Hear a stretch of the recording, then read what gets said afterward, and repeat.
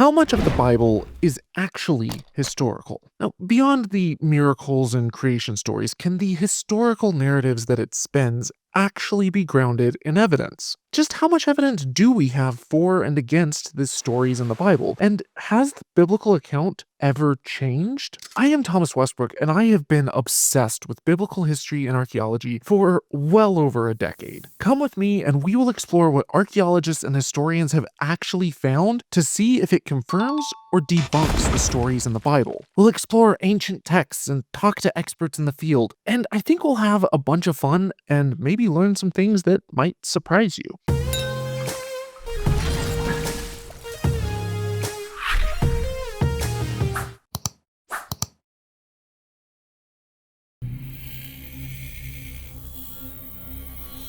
The Bible is the most influential book of all time, but how much of it is even historical? Did any of it actually happen? I have been exploring this question in depth in this series, and we repeatedly keep seeing a pattern where archaeologists, historians, and Bible scholars will explain how we can know with confidence that large parts of the Bible never happened. And then religious apologists and theologians will push back, arguing for the text's historicity. They want to appear legitimate and paint this as an ongoing debate in academia with experts on both sides. And in order to do that, they resort to some of the most slimy and dishonest tactics. So today, I'm going to highlight the depths that religious apologists will go to defend the Bible at all costs by showcasing a rising star in Christian apologetics, an Egyptologist named Dr. David Falk. And trust me when I say, this story is an absolute dumpster fire. To have egg on your face. Slang. To look stupid and feel embarrassed because of something you said or did. In academia, repeatedly egging your own face destroys your reputation. It's the pathway to career suicide. And it's why even the most renowned scholars will usually couch their statements with humble dressing. Statements like, if our interpretation is correct, or the data seems to indicate. It's why they rely on other experts in the field to peer review their work and check for careless mistakes. And unfortunately, it's also why actual experts sound so unconvincing next to bold-faced, overconfident morons, like pseudoscience pushing conspiracy theorists and religious apologists. You believe a giraffe evolved from a rock. What you're about to see is an absolute masterclass in how to get egg on your face from the man who speedran the end of his career. This is Dr. David Falk. Hello there. An Egyptologist with 3 master's degrees and a PhD in Egyptology from the University of Liverpool. Legitimate credentials from accredited universities. The start of a promising career. Now, I have had countless religious apologists and debate me bros do response videos to my work attempting to coax a reaction out of me. And quite frankly, they're never worth wasting breath on. Hi, I'm David Wood. Cameron Bertuzzi here. Go fuck yourself. But when I saw that David, a PhD Egyptologist, had responded to one of my videos, I was genuinely excited to see his perspective. We have popcorn. Cock porn. Cop porn. Unfortunately, his arguments were disappointingly bad. Like, really bad. And we're gonna dive into them with some actual Bible scholars and historians today to break down just how cringy his takes are. But the reason that I didn't initially make a response video to him is that his video was essentially an hour-and-a-half long character jab, which quickly devolved into a high school level grudge rant. I can't take this clown seriously. Guy like Holy Koolaid isn't serious. He's just a propaganda mouthpiece in an echo chamber. A bozo. He's doing a shtick. It's an emotional argument. This is really, really disgusting.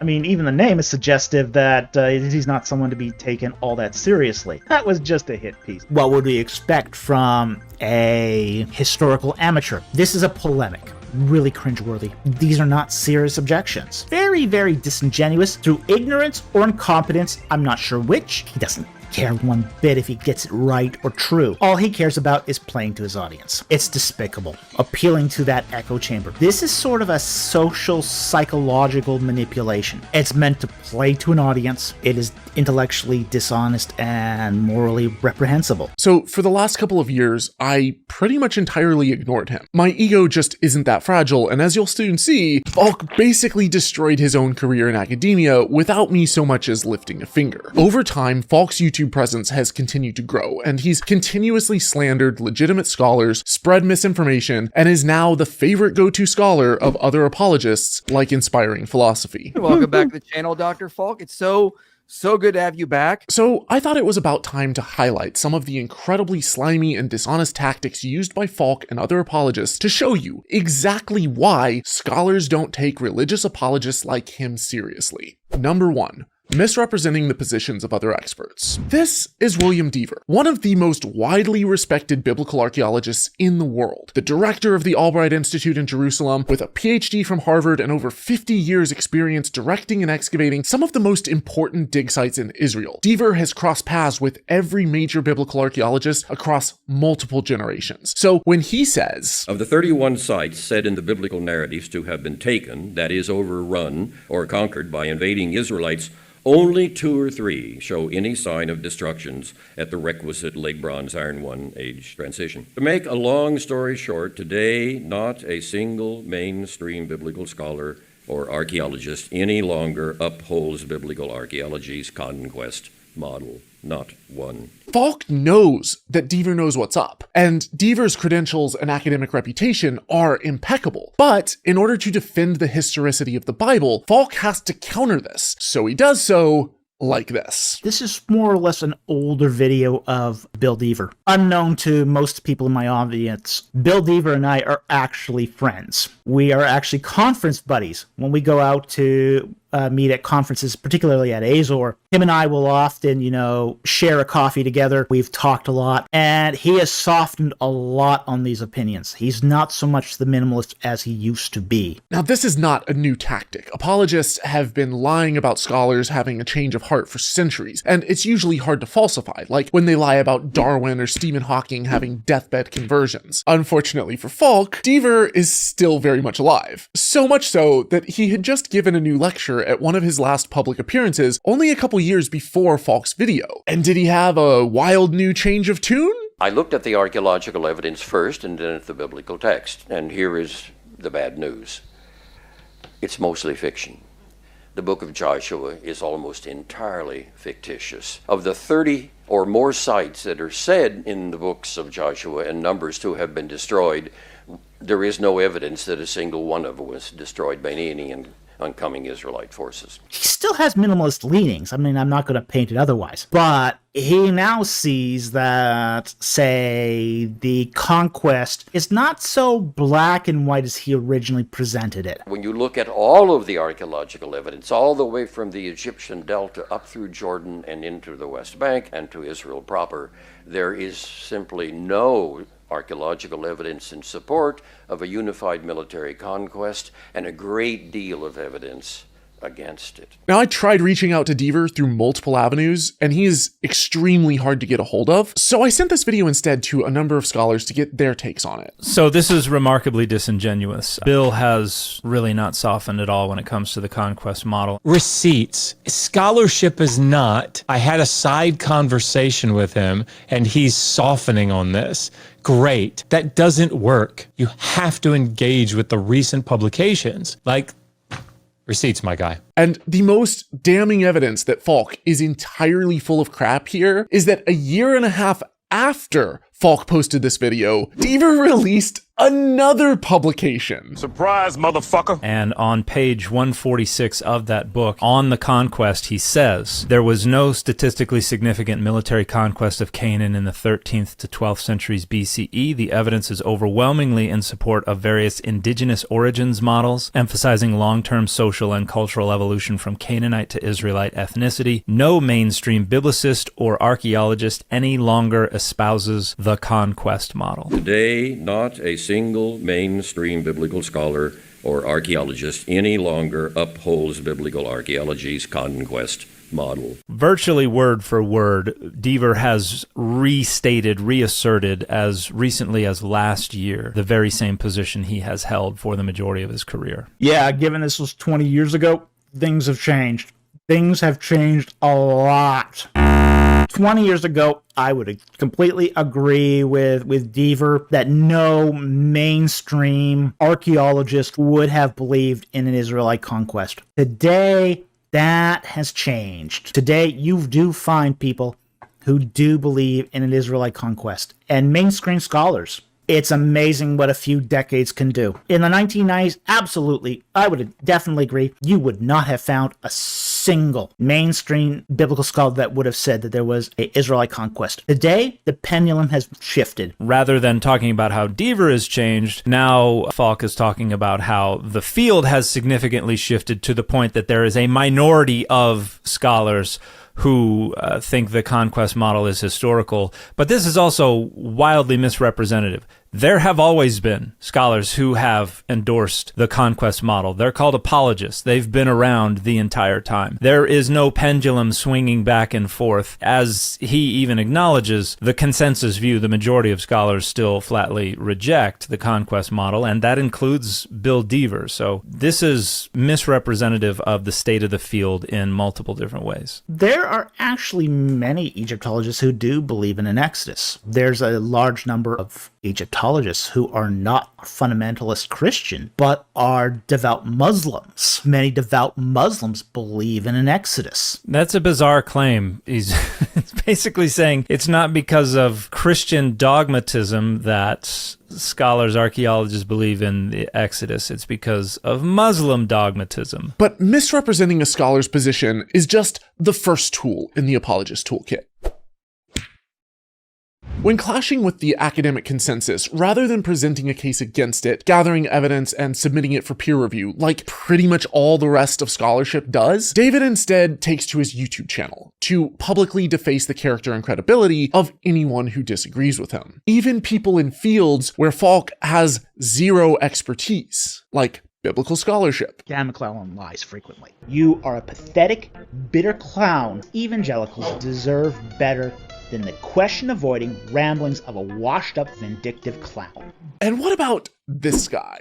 This is Dr. Israel Finkelstein, the professor emeritus at Tel Aviv University and the head of the School of Archaeology and Maritime Cultures at the University of Haifa, two of Israel's most renowned universities. He's a member of the Israel Academy of Sciences and Humanities and has directed some of the most important archaeological digs in Israel, including Megiddo and Shiloh. Oh, and he won the Dan David Award, which is essentially the Nobel Prize of History. And for years, Finkelstein has been rather vocal about the evidence against the Israelite conquest of Canaan. And here's what Falk had to say about him. Israel Finkelstein is kind of a discredited scholar at this point in Israel. It only took a generation to really disprove most of everything that Israel Finkelstein had said. He only really has a following now in North America, where he's still sort of given this cult status, but back at home in Israel, he's not taken too seriously. This is another misrepresentation of the field. Israel Finkelstein is very much a respected scholar still. I'm sure David has his finger on the pulse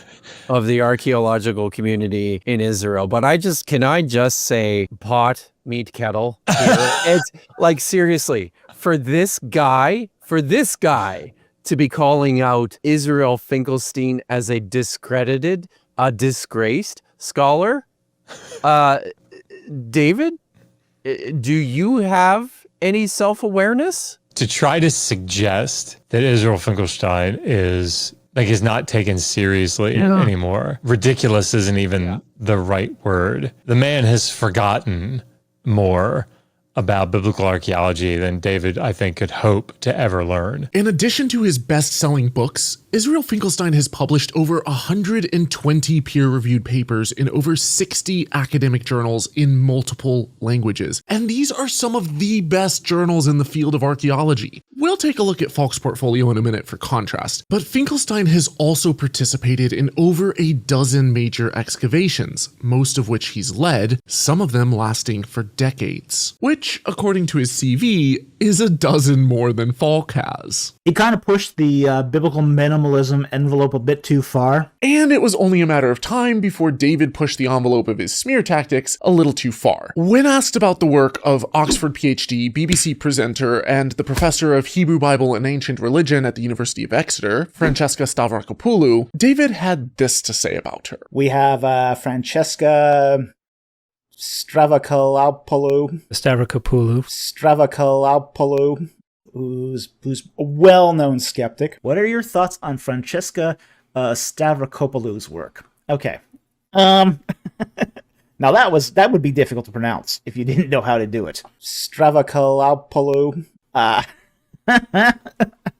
Stavrokopoulou is she's fringe. Okay, she's out there. He then went on to massively misrepresent her work and the positions she espouses before dropping this bombshell. I don't have a high opinion of her work. I never have had a high opinion of her work. I also think she's kind of a waste of time too. She's window dressing. She's theological window dressing. She's basically attractive. And that's why she's always featured on, say, BBC shows. It's because she's one of the few theologians that doesn't look like an old gray man who's dusty around the ears. That's going to get you an audience. Not to be crass about this, but when you start doing theology by cup size, that's a bad start. And it's really clear that that's what they're doing with this. And she plays it too. She plays it too. You know, it's not like she isn't doing this. I think her work is atrocious. I think how she presents herself is not as a serious scholar. And she's really on the periphery of, say, liberal theology. Needless to say, Falk immediately began to receive backlash. Mispronouncing her name was a bad start. Getting her scholarship wrong and laughing at your misunderstanding of her scholarship was a bad start. Wildly misunderstanding the academic consensuses within the field of Hebrew Bible was a bad start. Saying that she's doing theology by cup size is abhorrent and misogynistic. Scholars across the spectrum, even from evangelical seminaries, came together and signed a petition condemning Falk's statement, which they sent to the Vancouver School of Theology, where he was a research associate. David had Falked around, and he was about to find out. VST promptly clarified on their Facebook page that Falk never actually held a faculty or staff position, but rather was an unpaid research associate with a non-teaching position. Basically, he had a glorified library card, and they revoked it.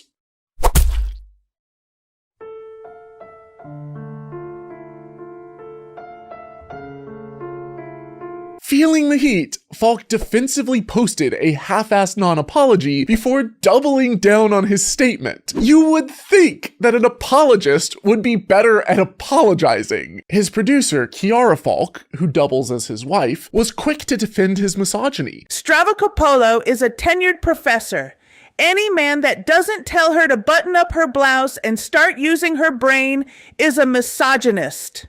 Ken Kitchen never swaggered down the British Museum dressed like a Chippendales dancer. Even stating that she didn't think he went far enough. For the record, this is the super immodest Chippendale dancer outfit that Francesca wore on her BBC documentary. But poor David was being persecuted for his free speech. Even his own live streams weren't safe from the cancel culture mob. What do you think was Abraham's cup size? I think that's an inappropriate question, given that I have also basically apologized for that. Was that I think before or after you doubled down and said Stavrokopoulou was doing exactly what you said she was when you insulted her? Wow, that's a class act there, man. Class act. I mean, I have to. You're gone. Let me say one thing. Okay. Sure. And I'd like to get on and interrupt to all these gentlemen who are slamming my husband and basically insisting that women be sexualized and harassed. And you're attacking my husband for defending women? Falk was defending women? Well, if that isn't the rewrite of the century, he basically accused Francesca of being a double DEI hire. And to the shock and amazement of everyone, the VST also revoked her library card, aka her research associate position.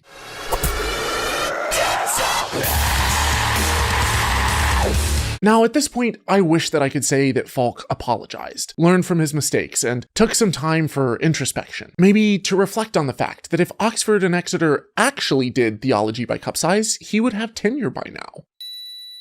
But instead, he posted a revenge tweet, a declaration of war. They decided to exercise the nuclear option and go after my affiliation at the Vancouver School of Theology. Now that they've taken that away from me, I have nothing left to lose. They don't realize that this was the shackle that held me back. Now I am weapons free. Dan has no idea what he has just unleashed.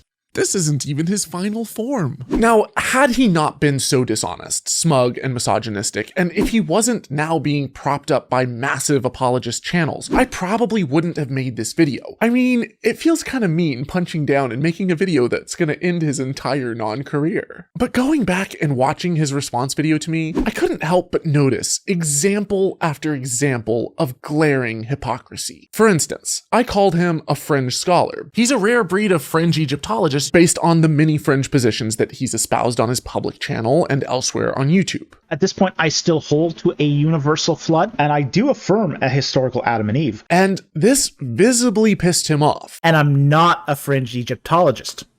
Okay?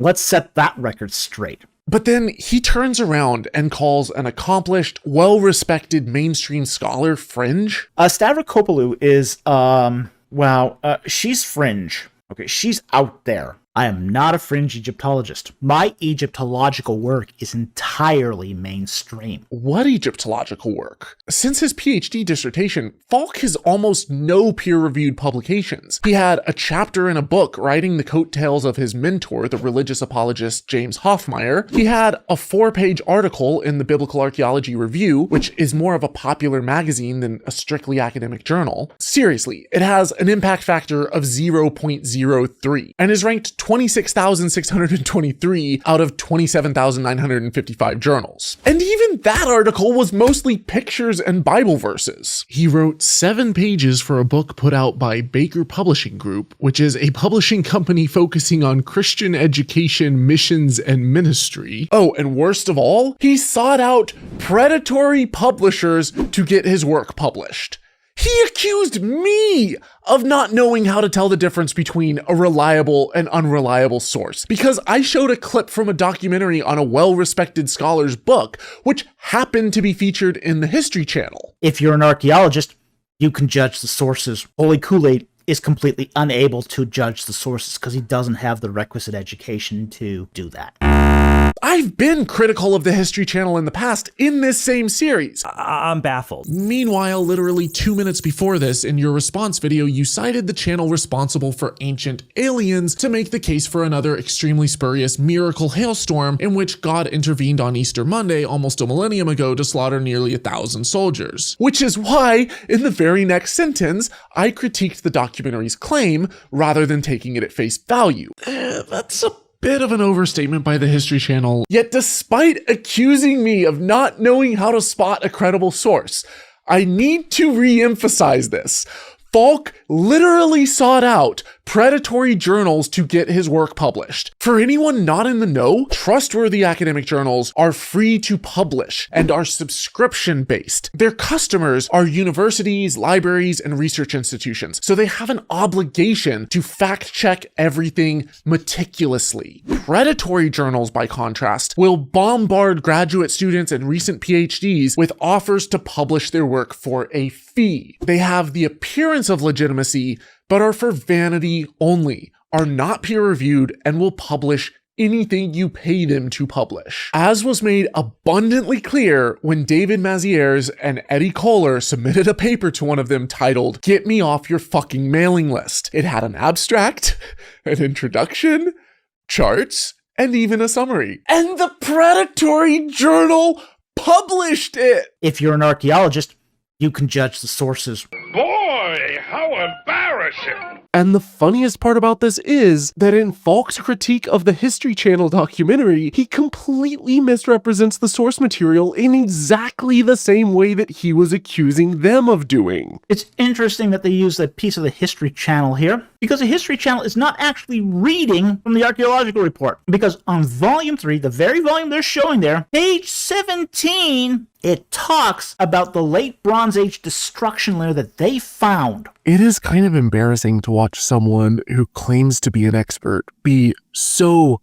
confidently wrong about something. See, unbeknownst to David Falk, I actually did have a copy of Kathleen Kenyon's archaeological report, and page 17 says nothing of the sort. In fact, page 17 confirms the History Channel's assessment and completely contradicts Falk's claims. It states how Kenyon found a large Middle Bronze Age wall which collapsed long before the time of Joshua, followed by a prolonged buildup of silt, implying that the city was abandoned, and then finally there was evidence of a small Iron Age settlement after the time of Joshua. Exactly what the History Channel stated. Now, I reached out to Falk to see if maybe he made a mistake and listed the wrong page number, and here's what he had to say. You are correct that I made a mistake in citing Kenyon. That unfortunately often happens to me when I depend on rote memory. Kenyon did not discover that late Bronze Age destruction layer. That was actually Garstang. However, she does mention it in Volume 3, page 2. Page 2 does mention Garstang's report and says that he completely gaffed up his dates. Garstang excavated in the 1930s before the invention of radiocarbon dating, and he incorrectly analyzed the pottery samples that he found. In fact, Garstang's misattribution of the Middle Bronze Age destruction to Joshua was one of the very reasons for Kenyon's extensive excavation. Now, before Falk gets all smug on me and brings up Nigro's more recent reports, I want to be clear that I only bring up Kenyon's report to showcase Falk's sloppiness and hypocrisy. I acknowledged in my original video that this report by Kenyon was outdated and that Nigro had discovered more recent evidence of occupation in Jericho during the late Bronze Age. But even Nigro's most recent report emphasizes that Jericho in this time period was a massively scaled down Egyptian vassal state, a shadow of its glory days, and he estimates it was only about 4.5 hectares. For comparison, here is the city of London. 4.5 hectares is about the size of Wembley Stadium, or it's about the size of Red Square. By the way, this shit wasn't cheap, but it's a part of the process of doing good research in order to make quality videos for you guys. So if you appreciate that and you want to say thank you, you can either chuck me a few bucks on PayPal or make a per video pledge on patreon.com/holykoolaid. Thanks. The walls of Jericho were destroyed many centuries before Joshua's time. Now it's talking about City 4. City 4 is the Middle Bronze fortifications, not the Late Bronze destruction layer. So it's ironic that they show Volume 3 of the archaeological report, but are actually summarizing volumes 1 and 2, the Middle Bronze fortifications. It's very ironic. And frankly, it's the sort of standards I've come to expect from the History Channel. But then again, too, if you're an archaeologist, you can judge the sources. What the hell are you smoking, my dude? Kenyon didn't find a late Bronze Age destruction layer. They're showing Volume 3 and summarizing Volume 3 because Volume 3 talks about the Middle Bronze fortifications which were destroyed before the time of Joshua. When I realized just how slimy he was and the level of Falk's hypocrisy, and I saw that his audience was growing, I couldn't keep silent any longer. So I teamed up with 3 PhD scholars to examine not just his tactics, but the actual claims and critiques that he made of my videos to see if his criticisms of my work actually hold water. And I'll be dropping those right as this video goes live and link to them below. But if you still think that Falk is an honest actor and is simply misunderstood, I have one more slam dunk to share with you. You see, when I first dropped my video, I mentioned Falk for all of 2 minutes, and most of it wasn't even negative. But his hour-and-a-half flip-out response was largely backlash over one thing that I said. I called him a creationist. Dr. Falk himself is a creationist. Wow! I'm a creationist. Boy, Answers in Genesis would be surprised to find out I'm a creationist.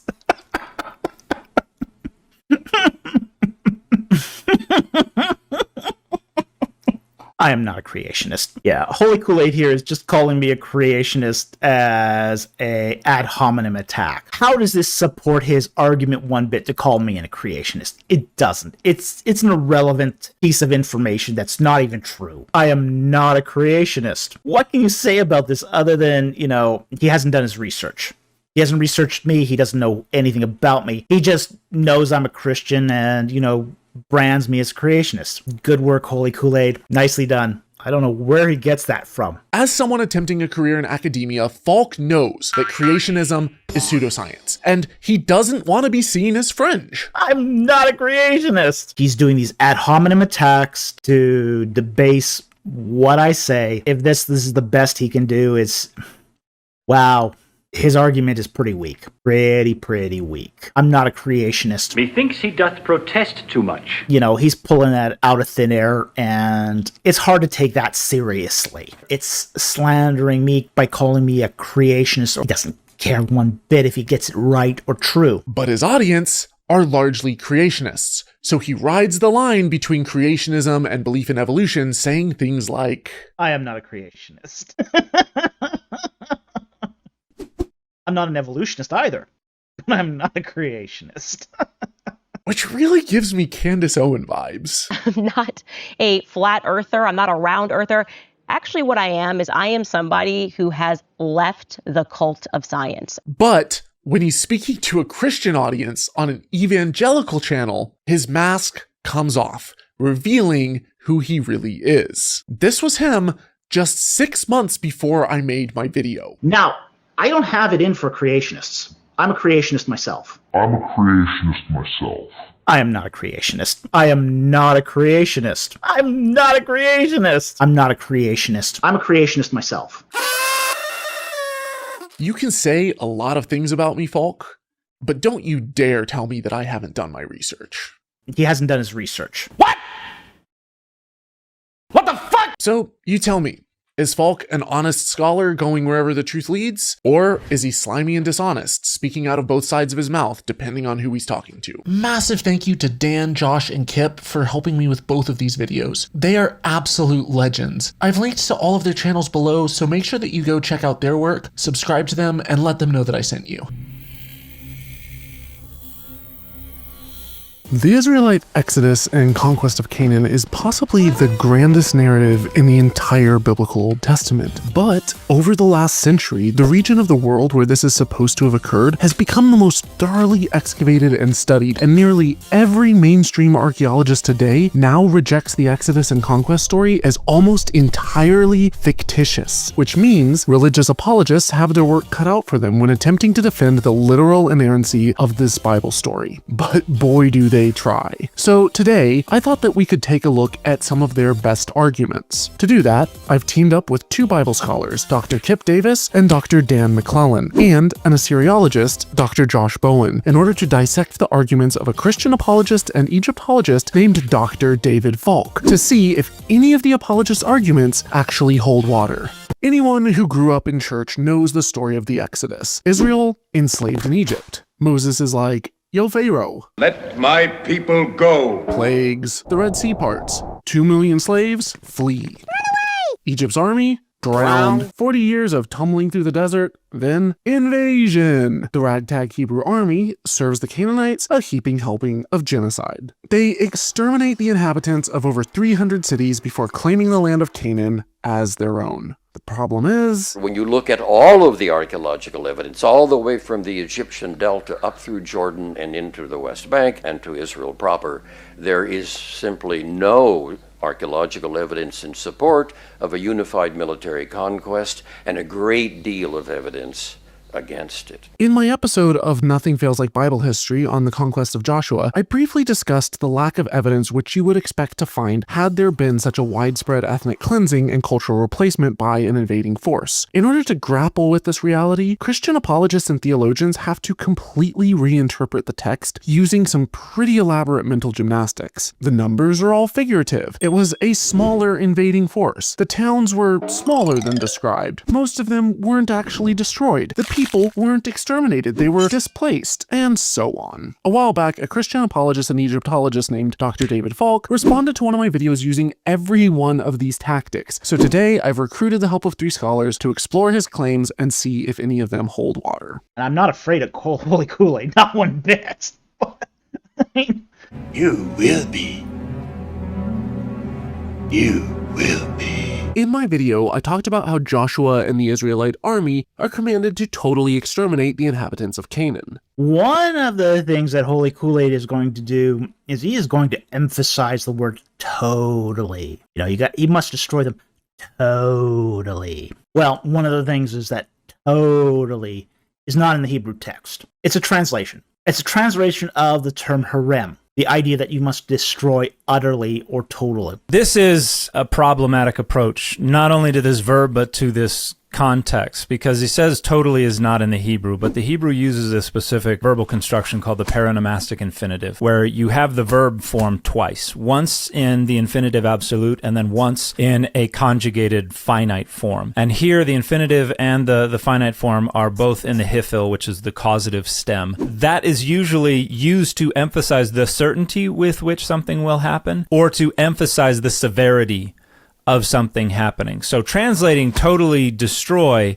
is not an inaccurate way to understand the use of the paronomastic infinitive here, because it is emphasizing that this destruction must happen, will certainly happen. It is emphasizing the totality of it. Now, the problem with harem, and this was pointed out by John Walton, is that harem can have a range of meaning. And unfortunately, this exegesis does not come out when we look at a translation. This is the difference between translations and scholarship.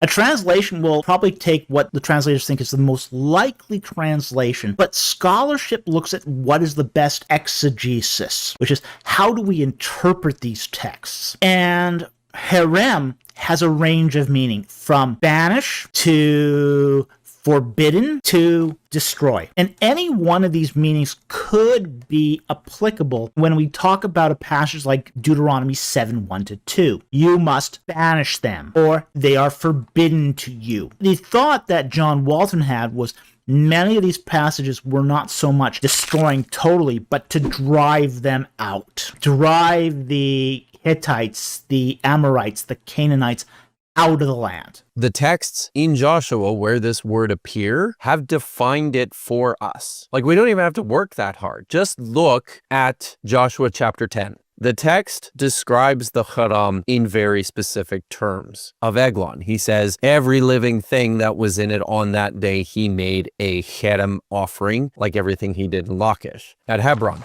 he struck it with the sword, its king, its towns, and everything that was in it. He did not let any survive, just like everything he did to Eglon, and he made a Cherem offering of it and every living thing in it. Every instance where this term is applied to a specific city that is attacked by Israel, it's used in this sense where the definition is supplied by the narration of what happens. It's the same thing you see for Jericho, for Ai. You're exactly right. This is the place where the term is rather explicitly defined by the writer, making sure that we understand what's going on here. The point of the text is to convey the sense that the destruction was total, that every person who lived in these cities that Israel attacked did not survive. It's repeated several times that Joshua and his forces are putting all the residents of Ai to the sword.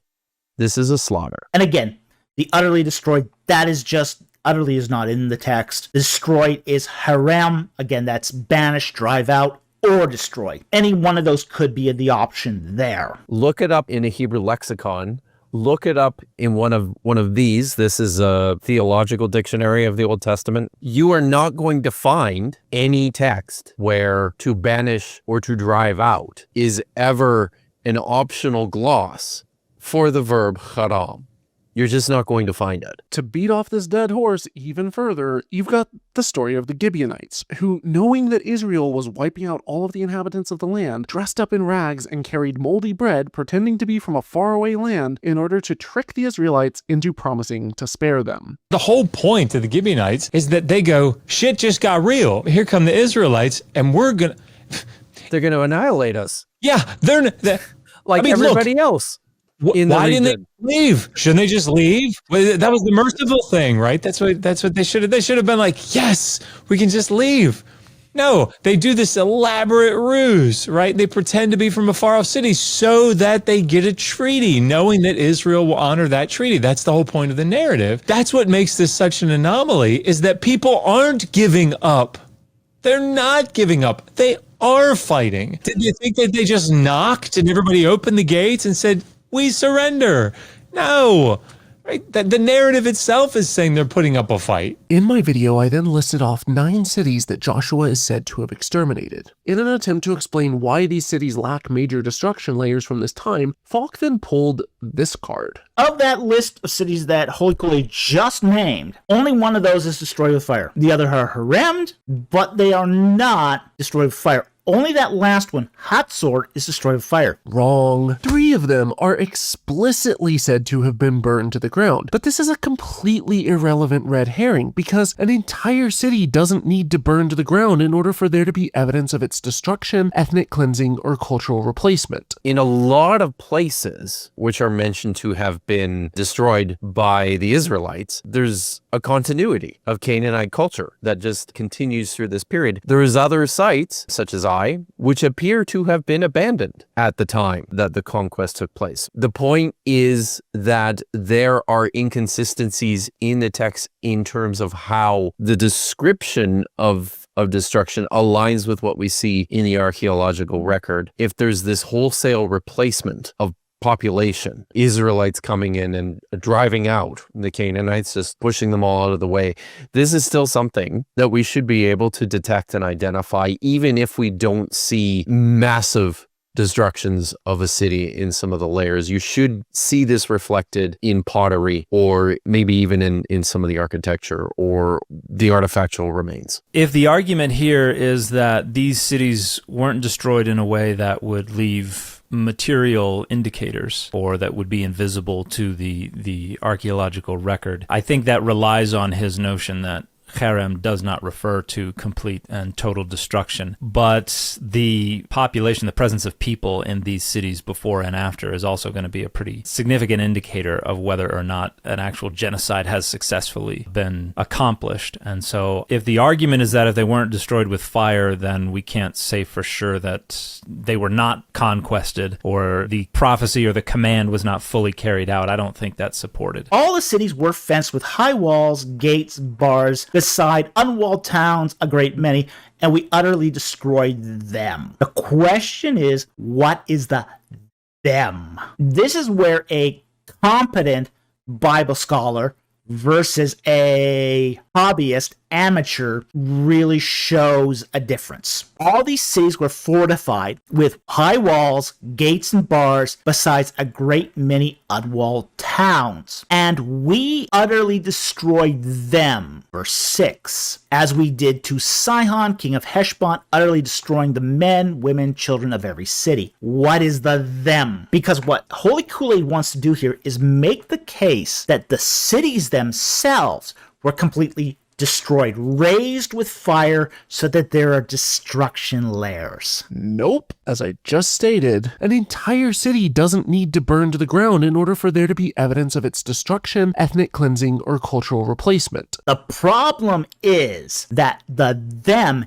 is a masculine plural pronoun, and the pronoun has to match number and gender with its referent. This is just a technical way of saying that to know what the them is, you have to match it with the subject, or whatever the object is. Now, the problem with cities or towns in this particular translation is that is the word erim, which is feminine. It's a feminine plural noun. So the them cannot refer to cities. It refers to the people. It refers to the men, women, and children of those towns. Erim.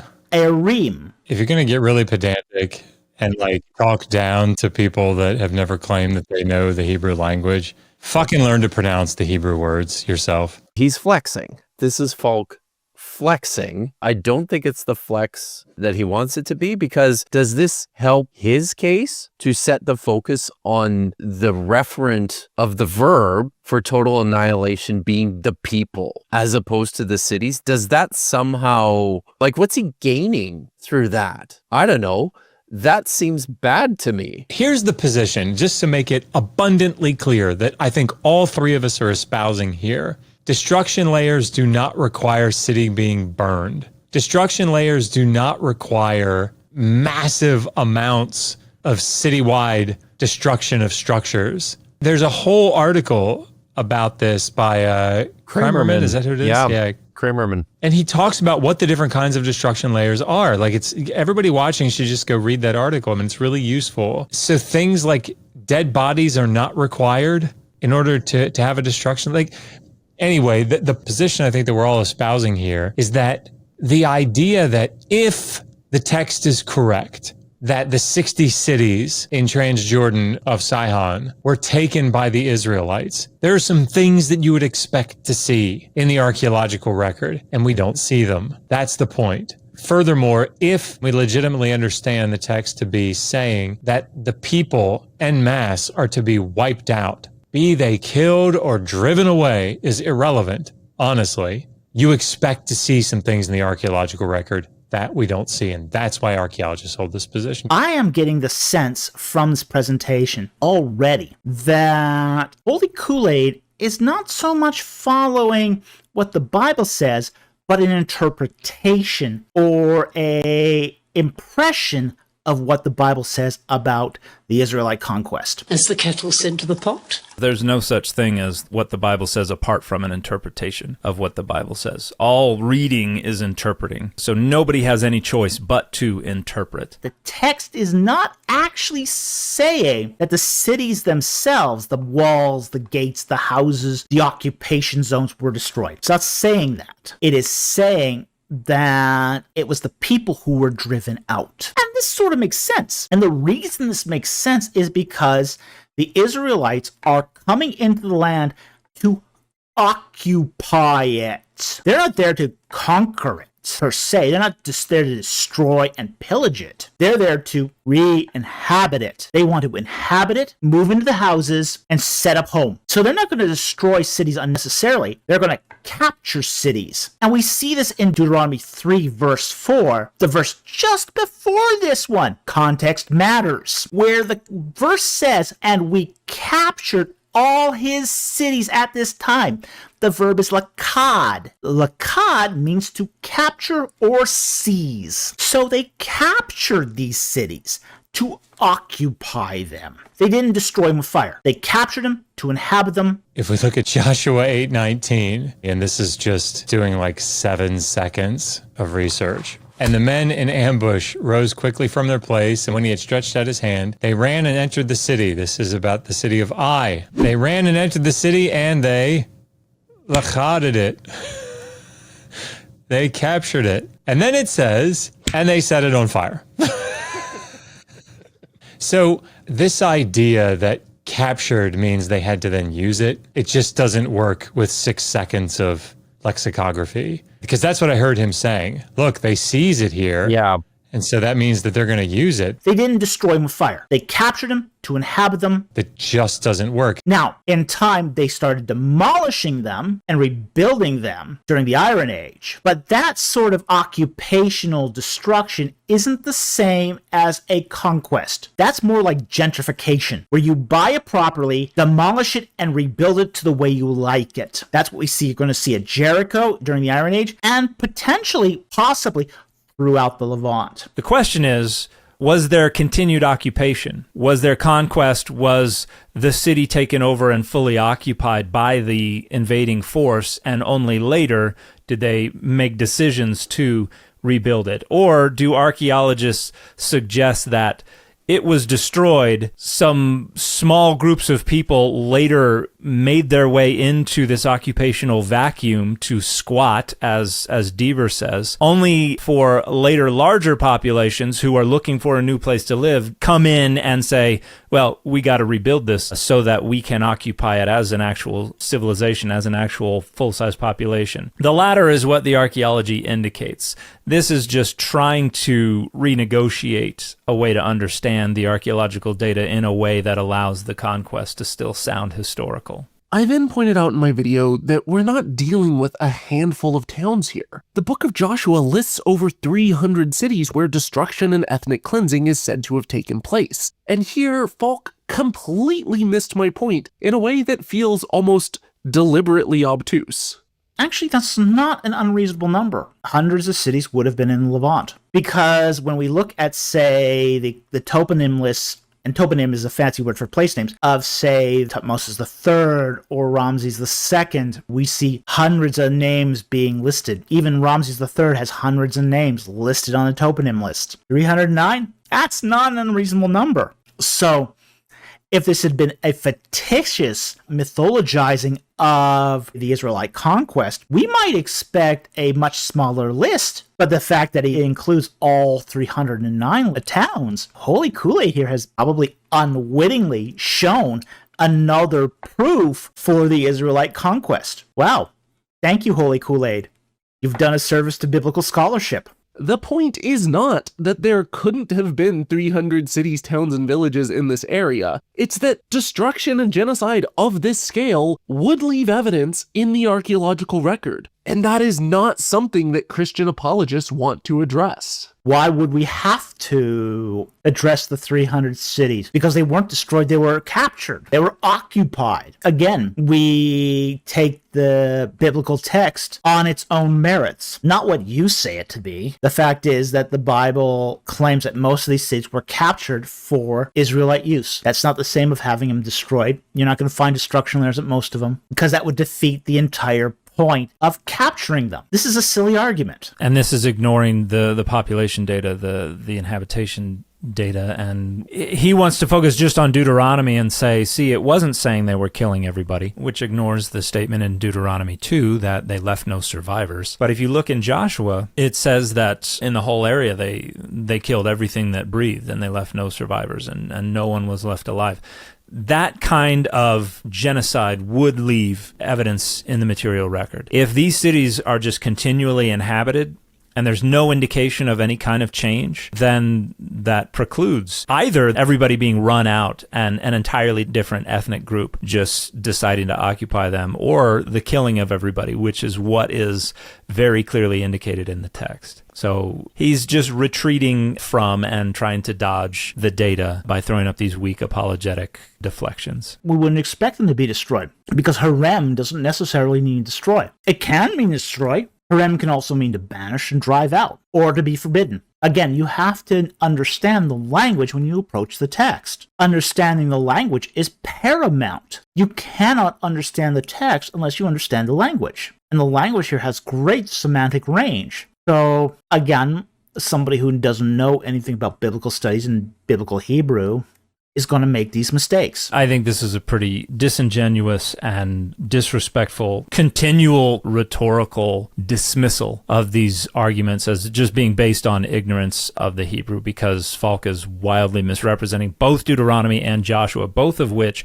repeatedly in the context make clear that this is about the killing of all of the inhabitants, not their driving out. So the argument that haram there needs to be interpreted as to banish, meaning driving out, is nonsense. That's just pure and utter nonsense. Isn't he then basically saying that the entirety of the Bible is outside of the grasp of 99% of the world that doesn't speak pretty much Hebrew? He's saying that the translations aren't good enough. You cannot interpret the text. You cannot take the Bible literally, and that there's been a problem of transmission. It's a very down good through point. the pages. Yeah. No, I think you're right about that. I then pointed out how the archaeological record shows that cities in this area which were actually destroyed in the Late Bronze Age were destroyed over the course of 1 to 1.5 centuries, not the narrow 5-year window described in the Hebrew Bible. Look at that. 40 years, 80 years, 85. Clearly, the Holy Koolaid is not aware of the problem that 40 years represents in chronological statements. 40 years is essentially an idiom for meaning an extended long time. We see this throughout the Old Testament. We see this throughout the ancient Near East. Clearly, he's unaware of it. First of all, making it a blanket assumption that everywhere that it says 40 years has to be symbolic is just not methodologically sound. There's a difference between what a number might mean or symbolic value that a number might have, and yet the narrative itself, its internal frame of reference, still implies that number have meaning in the narrative itself from a chronological aspect. Now, that's not always the case, but like 3 days and 3 nights in the belly of a whale, that doesn't mean that you can make the argument that Jonah was just in there for 25 minutes. You don't get to do that because 3 has a very significant symbolic value.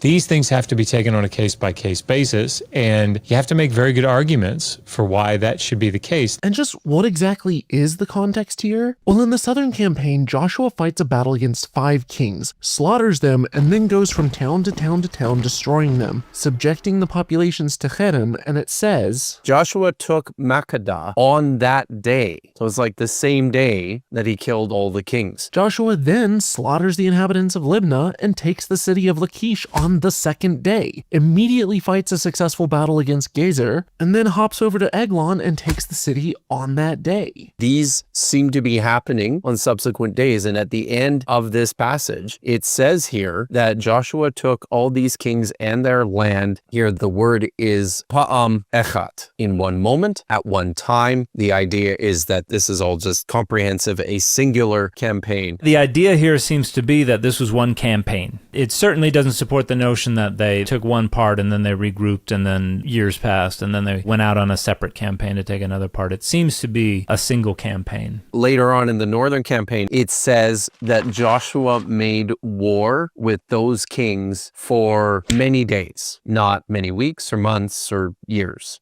Many days. So like this is all pretty compressed. Now, the funny thing is, I am and was very aware of the symbolic values of numbers like 40 in the ancient Near East. But here's the problem with that. 40 years doesn't simply mean an ambiguously long period of time in most modern languages which the Bible's been translated into. And yet, that is exactly how it's been translated. So, you either have a statement which was originally meant to be taken literally by the Bible's authors, but doesn't fit the archaeological data, or you have a glaring mistranslation leading to mass confusion, a problem of transmission, which is nothing new. I mean, I've done entire videos on how the Bible has been changed and altered over time. But what the heck is the point of having a holy text of such importance being divinely inspired without it being divinely preserved? Falk knows this, which is why he says... Now, he takes it from the NIV, which is not exactly the best translation. See, the NIV was written as evangelical propaganda. They didn't stick closely to the oldest and most reliable manuscripts and deliberately wrote biblical contradictions out of the text in an attempt to harmonize it, as I demonstrated in this video here. But it's still the #1 best-selling Bible in the US, and millions of people worldwide treat it as literal history. He won't admit it, but Falk knows that the evidence for the Exodus and the conquest of Canaan is utterly lacking. So finally, he retreats to the Christian apologist's favorite platitude for when the evidence on the ground doesn't match the narrative in the text. Even if we say that there is no late bronze city at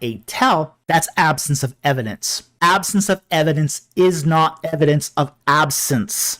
Many an archaeologist has gotten into trouble because he has interpreted absence of evidence as evidence of absence, and clearly Holy Kool-Aid has no clue about. Falk, if you had done just a little bit of research on me, you would know that I already addressed this cliche bullshit excuse in this exact same series when I eviscerated Trent Horn of Catholic Answers. So allow me to educate you on why exactly this isn't the brilliant defense that you think it is. It's really common that Christians will argue that absence of evidence isn't evidence of absence. In other words, our lack of evidence isn't proof that it didn't happen, which is not a good argument at all. For example, if you tell your insurance agent that your car was crushed under a semi today and they come over to inspect it, but there isn't a ding or scratch anywhere on your car or on you, you can't just get annoyed at your insurance agent's skepticism and blurt out, just because there's no evidence, it doesn't mean I wasn't crushed under a semi, because it kind of does. If the scenario necessitates that said evidence should be there if it happened. By the same reasoning, if millions of Hebrews lived in Egypt for over 400 years, summoned down plagues, killing every firstborn Egyptian male, drowned the Pharaoh's army in a divinely divided Red Sea, and then wandered in the desert for 40 years living on magic bread before invading Canaan and slaughtering all of its inhabitants, you would and should expect substantial evidence for such events. Instead, so far, we just have excuse after excuse for why there isn't anything. Now, there's one major argument Falk touched on that still deserves attention. Throughout his response, he repeatedly tried to talk down the size of the biblical conquest, painting the conquered cities as potentially just these tiny little hovels, rather than massive fortresses and kingdoms capable of fielding giant standing armies. But when I started digging deeper into the actual settlement sizes compared to the description of them in the biblical narrative, for me, that was one of the biggest smoking guns that this story was not an actual historical account, but was a later retrojection of an Iron Age reality onto a Bronze Age canvas, most likely for the purpose of political propaganda.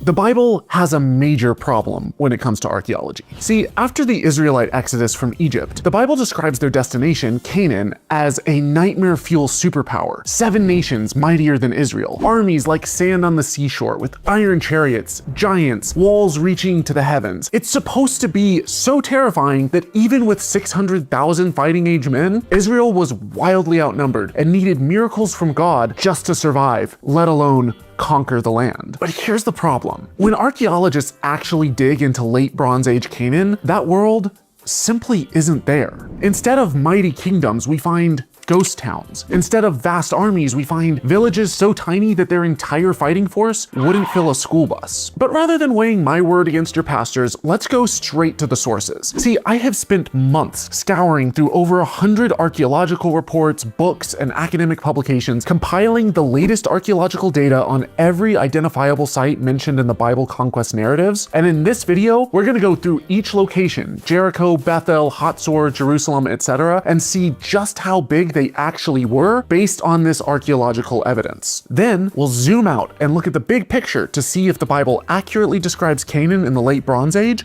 or if nothing fails like Bible history. The region of the world is the ancient Near East, more specifically the southern Levant, and the time period is the late Bronze 2B, or the 13th century BCE. And we're going to be exploring the sizes of various locations mentioned in the Joshua conquest narrative. Quick caveat from future me, there are Christians who propose an earlier date for the Exodus. But not only does all of the stuff in this video largely still apply to an earlier date, but the early date brings with it a host of other problems, some of which I've already covered earlier in this series. Like the fact that Pi-Ramses, the city that the Israelites allegedly built according to the Bible, wasn't even built until the 13th century. But for any of this to make sense, we first need a quick crash course in archaeology. Archaeologists usually measure ancient sites in hectares. For reference, a hectare is 10,000 square meters, or about half the size of this city block in Fredericksburg, Texas. And they measure population densities in terms of people per hectare. So if you assume that each of these 7 houses here has an average family size of 4 people, then you get a population density of 28 people per hectare. The entire urban area of Waco, Texas is just over 23,000 hectares, and it has a population of about 194,000 people. Because it's so spread out, that's only an average of just over 8 people per hectare. By contrast, Manila is possibly the most densely populated city in the world today, reaching a population density of about 450 people per hectare. And one neighborhood in Dhaka packs 1,700 residents into a single hectare. So, given this massive range, when archaeologists look at ancient sites and try to estimate their populations, where do they even begin? Well, first they can take a look at known average family sizes and population densities in similar pre-modern agrarian societies to get a baseline. They can measure what percentage of a tell or ruin was covered by habitations versus how much of it is open courtyards, marketplaces, temples, etc. They look at how many houses there are per hectare and how much floor space there is per house. After all, there's kind of a minimum baseline amount of space that even the most easygoing people need in order to live without going insane, or for things like a bed and stuff like that.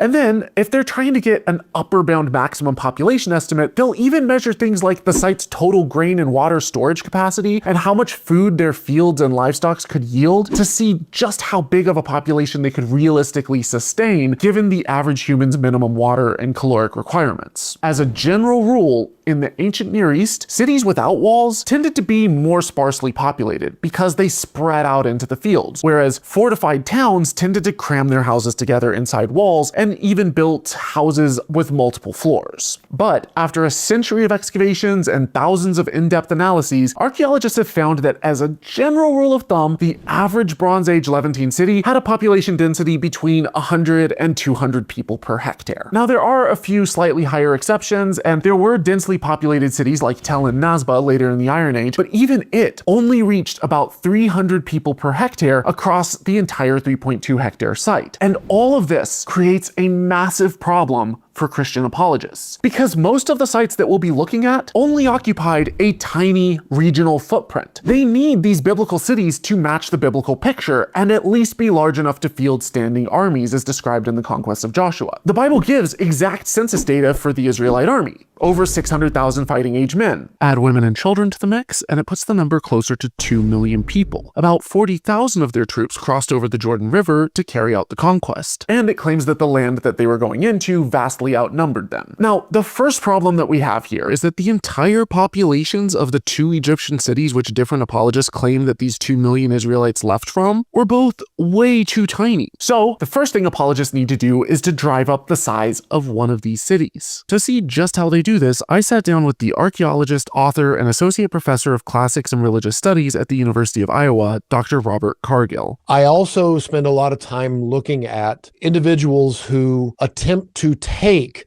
the archaeological findings of these very credible archaeologists who have been working on these sites for decades. And then they like to say, well, the findings of these archaeologists, they don't match what the Bible claims, or it doesn't really fit the conquest model, let's say in Joshua. What can we do to pick apart the archaeological findings? Is there a variable that we can fudge? Is there a variable we can change? So then we can begin to, in little ways, make it fit possibly these conquest narratives. And one of these things they do is with population density, because unlike a date that something was destroyed, which people still try to cheat, right? These types of things, how large was the city? How many people were in it at the time? These are a little easier to cheat than when something was destroyed. And this here is exactly what the Christian apologist and the Egyptologist Dr. David Falk does to inflate the numbers of the city he claims the Israelites left from. When we look at, say, the demographics of, say, Avaris, Montfort Beatock estimated that the population was between 20 and 50,000. But the actual size of the site is 250 hectares. It's actually a really big site. And if we look at, say, the population of a Semitic city like Lehud, where the demographics are well known, they had a population density of 800 persons per hectare.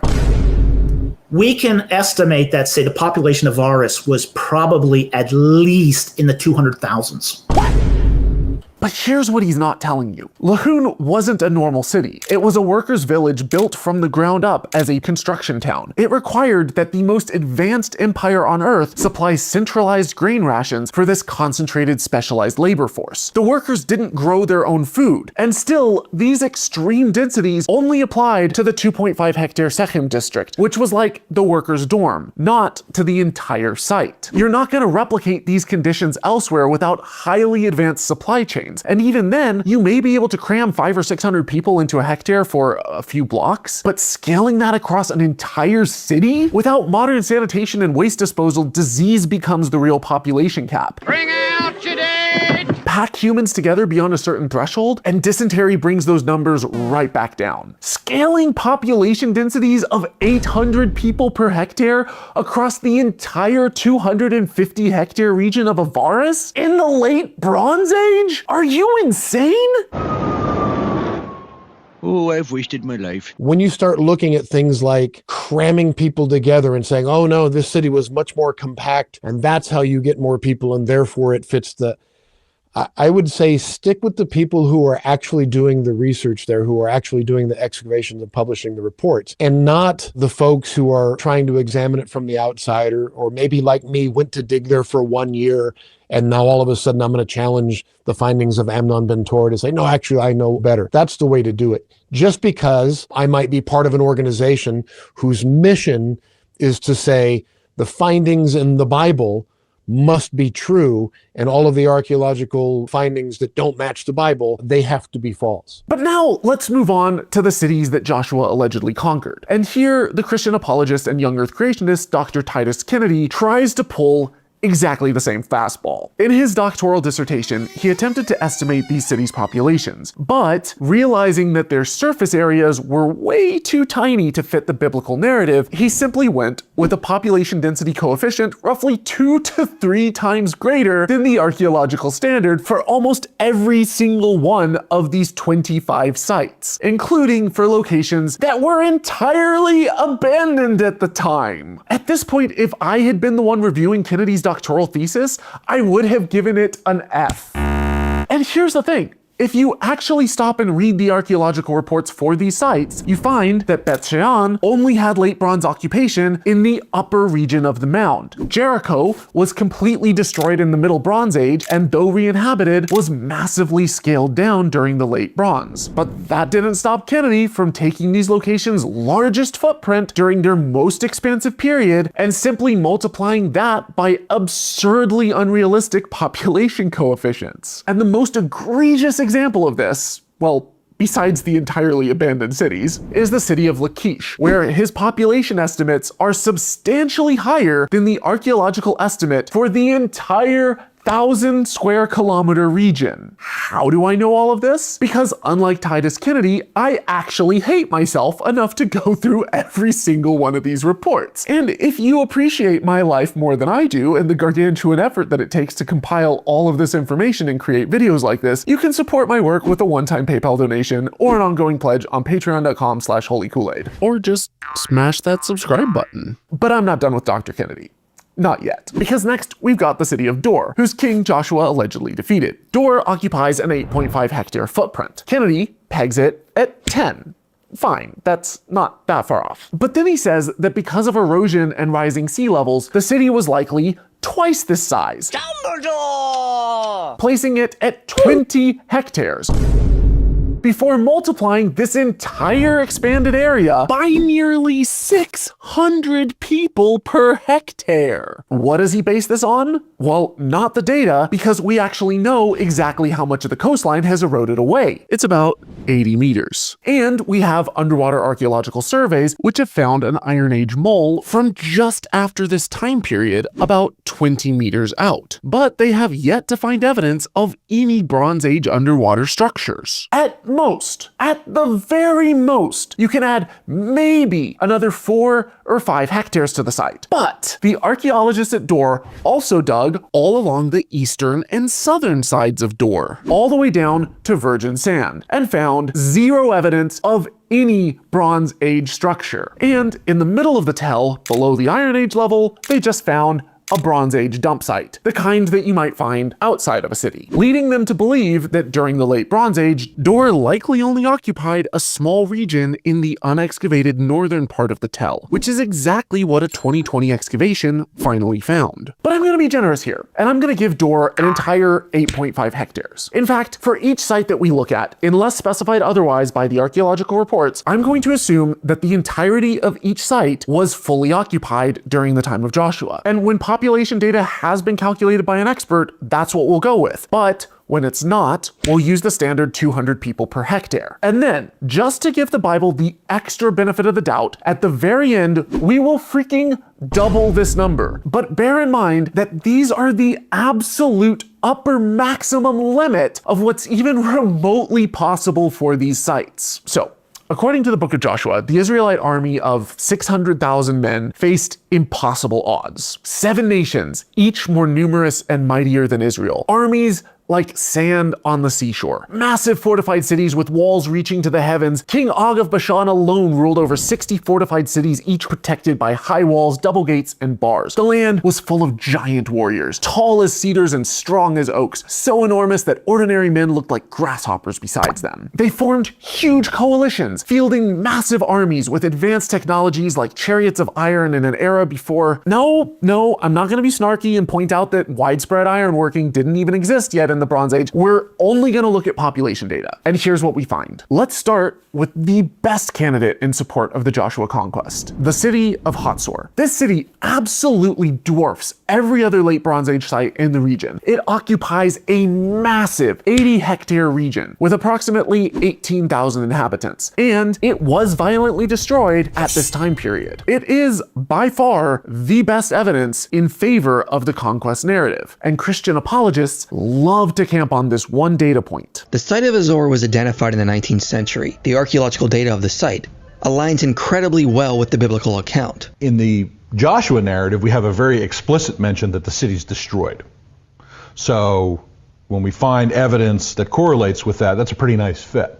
In the mound of Hatzor, we have this massive destruction, which is the end of Canaanite Hatzor. Joshua treats Hazor as the head of the northern kingdoms. The archaeological evidence indicates Hazor may very well have been one of the largest cities in Canaan in its day. More importantly, archaeologists also agree at the end of the late Bronze Age, Hazor was destroyed by fire. So if it looks like a duck and it walks like a duck, we say maybe it's a duck. Now, there's no evidence of Israelite occupation following the destruction, and the field director of the site, Sharon Zuckerman, believed that the city wasn't conquered by outside forces, but suffered from an internal conflict, possibly a slave uprising. This is because the buildings targeted were palaces, temples, and administrative buildings, not the workers' quarters or the entire city. The gates and walls show no sign of siege warfare, and they even found an inscription of a prophecy saying that a slave will rebel against his master. But the co-director, Amnon Ben-Tor, did attribute the destruction to a new emerging tribe of Israelites. This happens, by the way, on archaeological dig sites. The principals on these dig sites often disagree. The directors of these excavations will say, this is the evidence,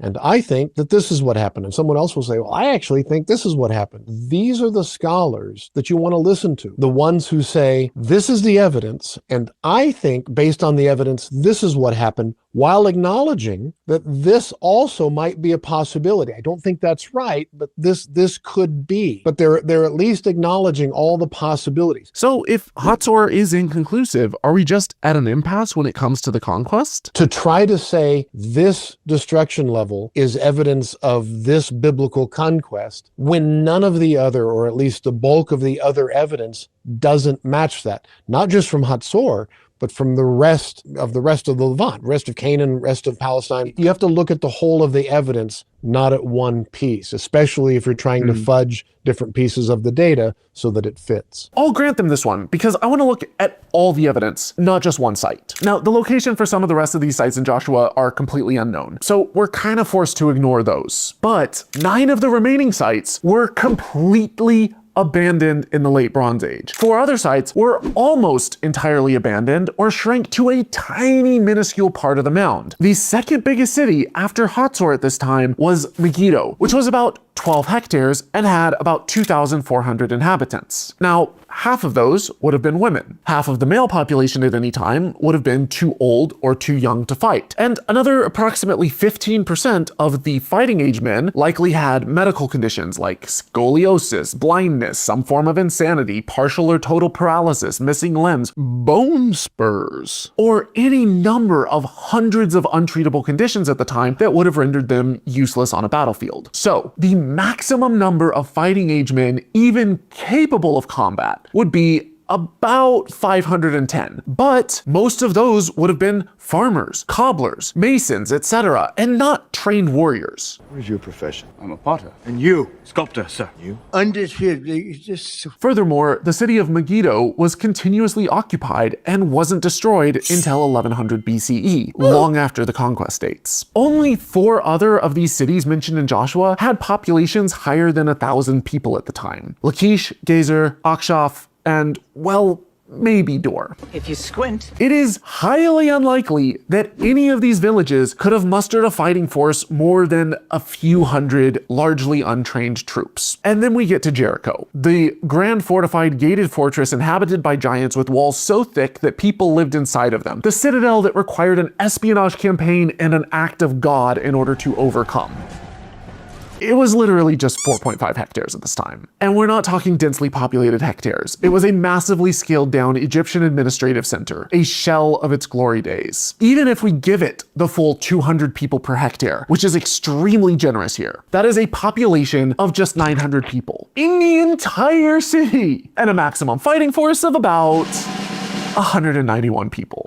It says that they spared the life of Rahab the prostitute and her family, but that's half the population of Jericho right there. Oh, and Jerusalem, which was apparently so mighty that the Israelites were unable to conquer it, it was literally the same size as Jericho at this time, albeit with possibly an even smaller population of between about 500 and 2,000 people total, according to archaeologists. You've got Libnah, which was barely more than a hectare, and Hebron and Debir, which were small hamlets no bigger than about 3.3 hectares with a few hundred inhabitants each. And finally, there are 4 other sites for which I was only able to find estimated ranges for their surface areas of between 1.1 and 5 hectares, but even with the largest size, all are still small villages and none are capable of fielding large standing armies. Now, it's important to clarify that for most of these sites, the location either isn't contested at all, or there's widespread consensus on the location. Nobody, Christian or secular, is arguing that Tel Gezer isn't the modern location of Gezer, or that Tel Es Sultan isn't the location of ancient Jericho. However, for some of these sites, Christian apologists and some scholars do propose alternatives. For example, at Tel, the widely accepted location for Ai, which fits the biblical description of where Ai should be, and is really the only candidate for it, well,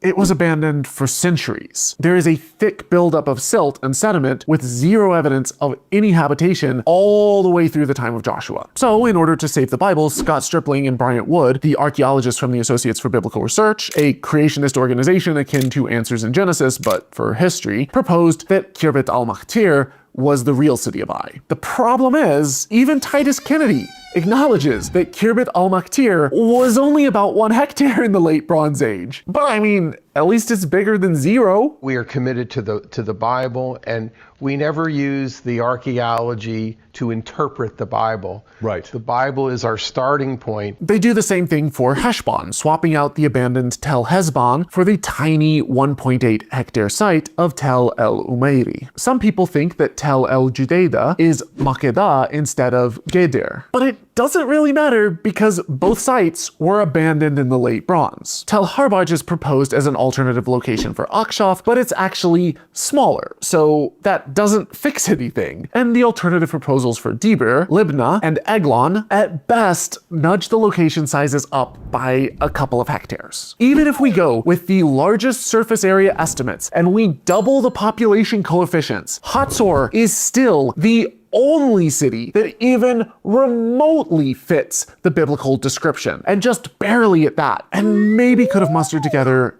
a couple thousand troops. So if it looks like a duck and it walks like a duck, yes, we say maybe it's a duck. Now, there are a lot of reasons why most scholars believe that the Joshua conquest narrative was actually written hundreds of years later during the Iron Age. And if that were the case, you would expect historical inaccuracies like this. And we do actually have written records from just before this time period in this exact region, in the form of correspondences written by the leaders of these very towns to the Pharaoh in Egypt. They're called the Amarna letters. See, Egypt ruled over this entire area at the time, and in these letters, they beseech the Pharaoh, asking him for tiny troop requests, indicating that sometimes as few as 50 men would be enough to subdue an entire region. And Canaan of that time was an Egyptian province administered by Egyptian garrisons, where 50 Egyptian soldiers were enough to pacify an area according to the Amarna letters. Which perfectly fits what we see here in the archaeological record. So while the biblical literalists in their little echo chambers are saying things like, I don't understand why anyone in academia doesn't believe the Bible is literal history, with all of this evidence at places like Hatzor, but this right here is why. If you've come up in an academic circle where everyone is on the same page that the Bible is a myth or some assortment of various legends, then all your colleagues are going to think that the Exodus was a myth, and you're going to be taught that in your classes, and that's what you'll read in your books and in your articles, and that's just the framework that you're working with. And generally, that group doesn't really even look into the possibility that the Exodus could be historical. So they're not even looking at, maybe this is archaeological evidence of an aspect of the Exodus story. So it's just discounted. Dude, I'm gonna fucking kill myself. Holy shit. Like, he can't read.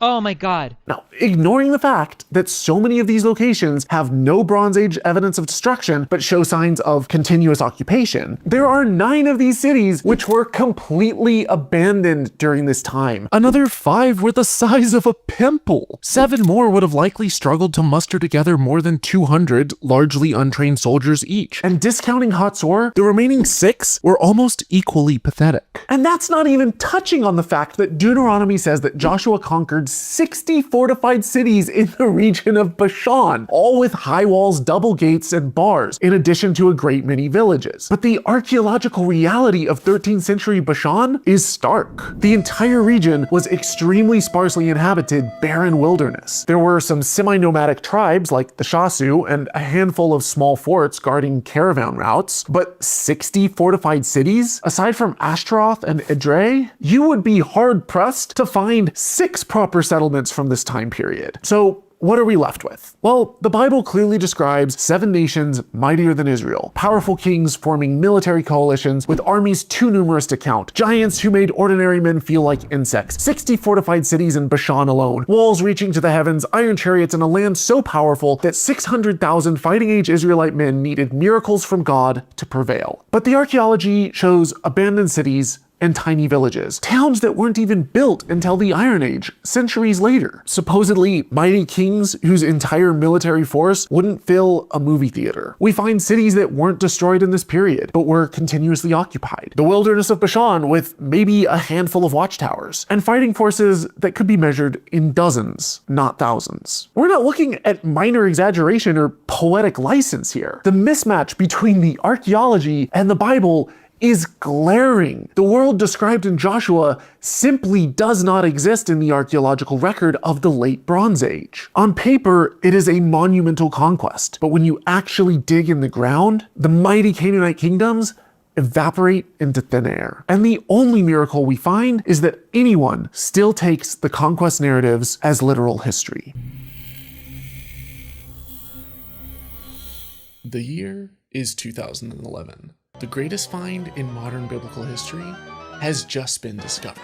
A manuscript containing texts from the Gospel of Mark, dating to the same century as Jesus' life, was discovered inside of a papier-mâché mummy mask. If the dating of it proved correct, this would be the oldest piece of any gospel ever found. So excited were its curators that they couldn't wait to announce it in the most professional, peer-reviewed academic journal imaginable: Twitter. This was, after all, the holy grail of biblical scholarship, a piece of the Gospels from the 1st century CE, given that the next oldest known fragment still in existence dates to significantly later in the 2nd century. The hype was so high that even extremely well-respected Bible scholars like Dr. Daniel Wallace couldn't help but prematurely tote this discovery in the middle of a scholarly debate to prove the unchanging reliability of the New Testament. The oldest manuscript of the New Testament is now a fragment from Mark's Gospel that is from the 1st century. How accurate is the dating? Well, my source is a papyrologist who worked on this manuscript, a man whose reputation is unimpeachable. Many consider him to be the best papyrologist on the planet. His reputation is on the line with this dating, and he knows it, but he is certain that this manuscript was from the 1st century. Checkmate atheists. News publications left and right ran with the story. Christians finally had the best proof ever for the life, death, and resurrection of Jesus. Or did they? Well, no one would say exactly how large the fragment was. Was it a verse, an entire chapter, a full gospel? Who knew? In fact, the owners of the manuscript wouldn't even reveal how they knew it was definitively 1st century, or where it was located, or whether any other experts had had the chance to examine it and corroborate the date. But surely all of that would soon change. Many months later. Much, much later. One eternity later. Another year went by. Still no publication. Apparently, the text had been sold off to the Green family, better known as the owners of Hobby Lobby, the same family who got in trouble for purchasing thousands of illegally smuggled artifacts from Egypt and Iraq, and who also fell for forged versions of the Dead Sea Scrolls, but that's another story. Several more years went by, still no publication, and yet this entire time, every time a curious person like myself would Google for the oldest known gospel manuscript, honestly trying to figure out just how historically reliable the New Testament was, we would get page after page touting this allegedly first century copy of Mark, albeit unpublished and unavailable for any kind of scrutiny. Scott Carroll, the former curator for the Green Collection, continued to boast about this manuscript, which remained behind lock and key. As late as 2016, 5 years after the announcement of this still unpublished manuscript, Scott Carroll continued to weaponize it, slamming skeptical scholars since, after all, he had in his possession a gospel manuscript dating to the same century as Jesus. Now, this is my opinion, the oldest ever discovered. Yeah. Textbooks will change with this discovery. When this hits the media, you will hear about it. Yes, you will. It'll be on every program. But in 2017, when the Museum of the Bible opened, notoriously missing from the Green Collection was the first century Mark manuscript. It wasn't until the following year, after almost 7 years of hype since the initial tweet announcement, that the results were finally published. And the papyrus contained nothing more than tiny, partial fragments of just 4 verses. And they didn't date to the first century, but to the late 2nd or early 3rd. It didn't come from inside a mummy mask either, but had been taken from the Oxyrhynchus papyrus collection at Oxford's Sackler Library. But even without a first century New Testament manuscript, were Christians really back at square one? Did they really need a first century gospel to prove the historicity of Jesus and the reliability of scripture? Well, not according to Gary Habermas or Daniel Wallace, 2 of the top Bible scholars in the world. There's an incredible amount of evidence for Christianity. I mean, we have more evidence than we need. We frankly do. New Testament scholars are confronted with an embarrassment of riches. The same kind of history that tells you that George Washington was the first president of the United States is the same history that says Jesus was raised from the dead. Now, Habermas isn't saying that we have more evidence for Jesus than for Washington.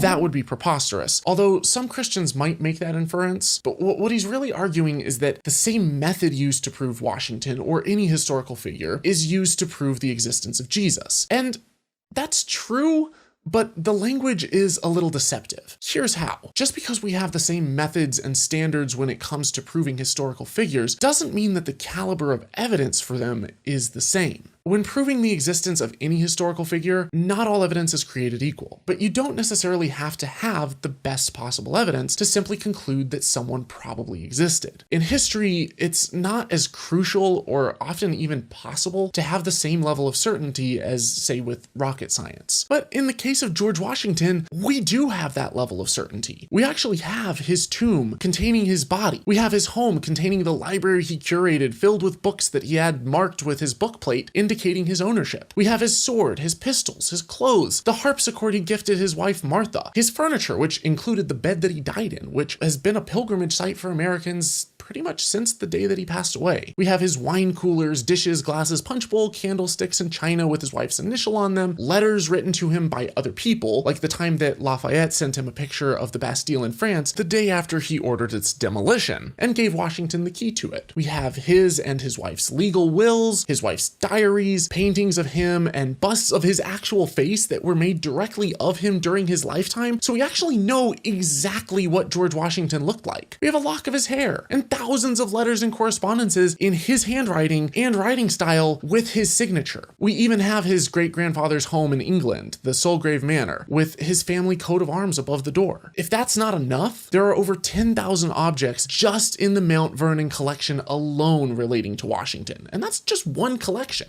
But I haven't even mentioned all of the things that people wrote about him during his lifetime that were written by people who knew him personally, or all of the official government documents that were drafted and signed by him as president. And we have originals for a lot of this stuff. This is what it looks like to have more evidence than we need, or to have an embarrassment of historical riches. So how does Jesus stack up to that? After all, Washington was only a president. Jesus was supposed to be God. So the evidence should be pretty overwhelming. Let's start with the best evidence that we could possibly hope for and work our way down. Do we have a body? No, but if he rose from the dead, we wouldn't expect to have one, so that's not really fair. Do we know where his tomb or crucifixion site was? Believe it or not, while there are traditional sites established hundreds of years after his death, the honest answer to this is also no. There's a lot of speculation, but we just don't know. Do we have anything he personally built, wrote, or created, like a home, palace, temple, inscription, or any documents written firsthand by Jesus, even if it's a copy of something that he himself wrote? No,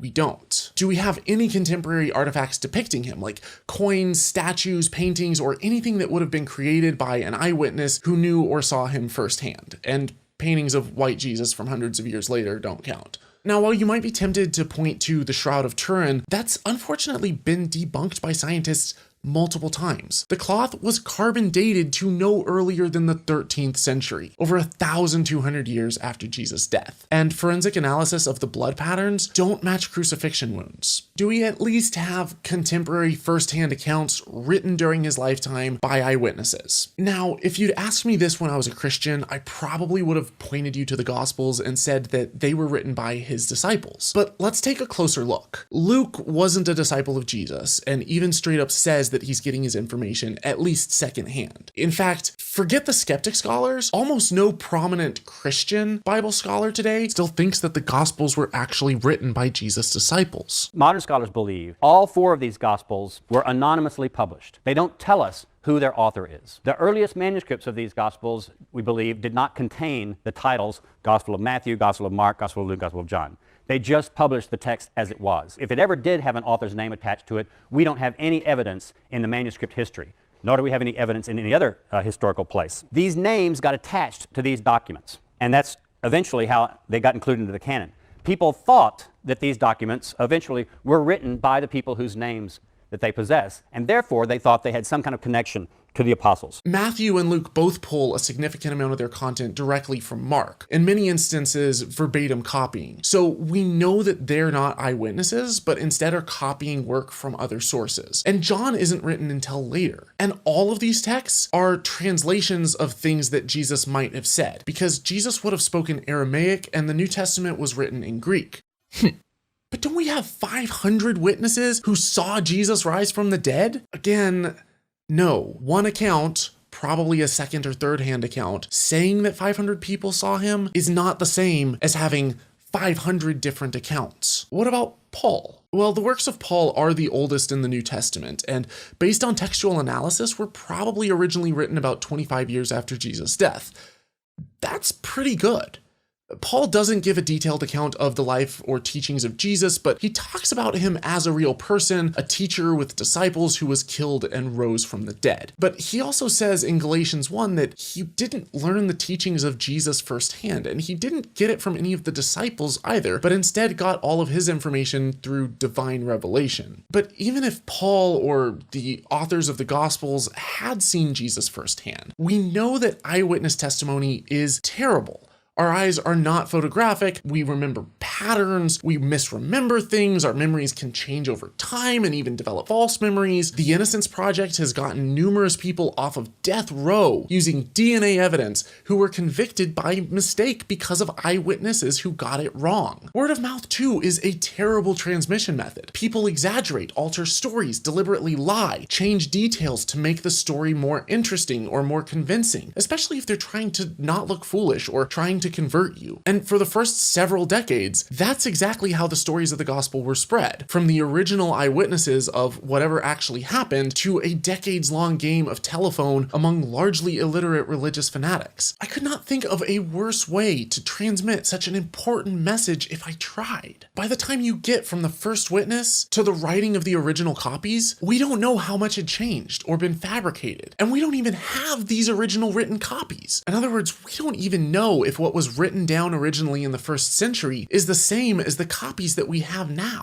You see, you know how I said that Paul's letters were probably written around 55 CE, Mark around 70 CE, Matthew and Luke around 85 CE, and John around 90 CE? Well, we don't have any of those original texts. The oldest texts we have are from the 2nd century CE, over 100 years after Jesus died. And the tiny tiny handful of texts that we have from that century aren't complete texts. They're minuscule fragments. We have an almost complete version of John in the 3rd century, and the first complete version of Mark dates to the middle of the 4th century, over 300 years after Jesus' death. Even still, without the originals, there are multiple accounts written about Jesus and an entire cult following that we know sprung up around this figure. Sure, the Gospels and letters of Paul are biased religious accounts, but they are still multiple sources writing around this time period about a specific teacher named Jesus who had disciples who they claimed lived in Israel and was executed. In terms of ancient history, that actually seems really good. Not George Washington level good by any stretch, but especially when compared to other famous historical figures from this time period who we don't have any text about until several hundred years after their life, or who we may only have 1 or 2 accounts for. And in the case of Jesus, we also have some secular accounts mentioning him that were probably originally written within about 100 years of Jesus' life, like the Annals of Tacitus, Mara's letter to Serapion, a brief mention by Pliny the Younger, and of course 2 mentions by the Jewish historian Josephus, but at least one of those mentions is widely believed to be at least a partial forgery. I should point out that we don't have the originals of those either, and our earliest copies of those secular mentions come from centuries later. That said, if we're being objective and we apply the same historical methods to Jesus as we would to Hammurabi, Ashurbanipal, Socrates, or any other figure, is it still safe to assume that he existed?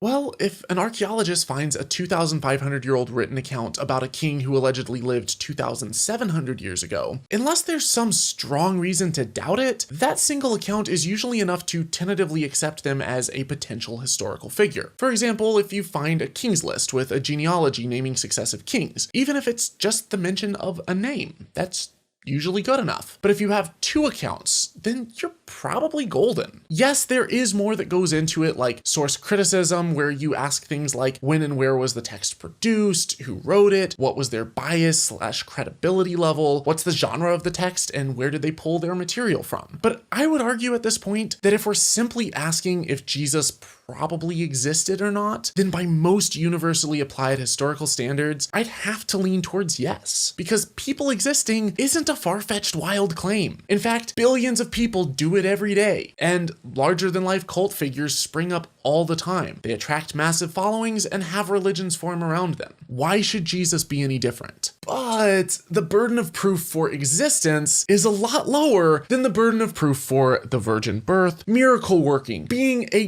god, and rising from the dead. We have multiple accounts, for example, of Julius Caesar. He was probably a real dude. No historian really contests that. But we also have miraculous accounts of him becoming a god and ascending into heaven. In both the case of Jesus and Caesar, we can easily come up with sufficient motives that people might have to make these stories up about them. And in examining this, we can reasonably accept the first claim that Julius Caesar existed, but apply healthy skepticism to the preposterous one that he ascended into heaven as a god. If you're a Christian and you believe the miraculous accounts of Jesus, but not the ones of Julius Caesar, I have to ask why.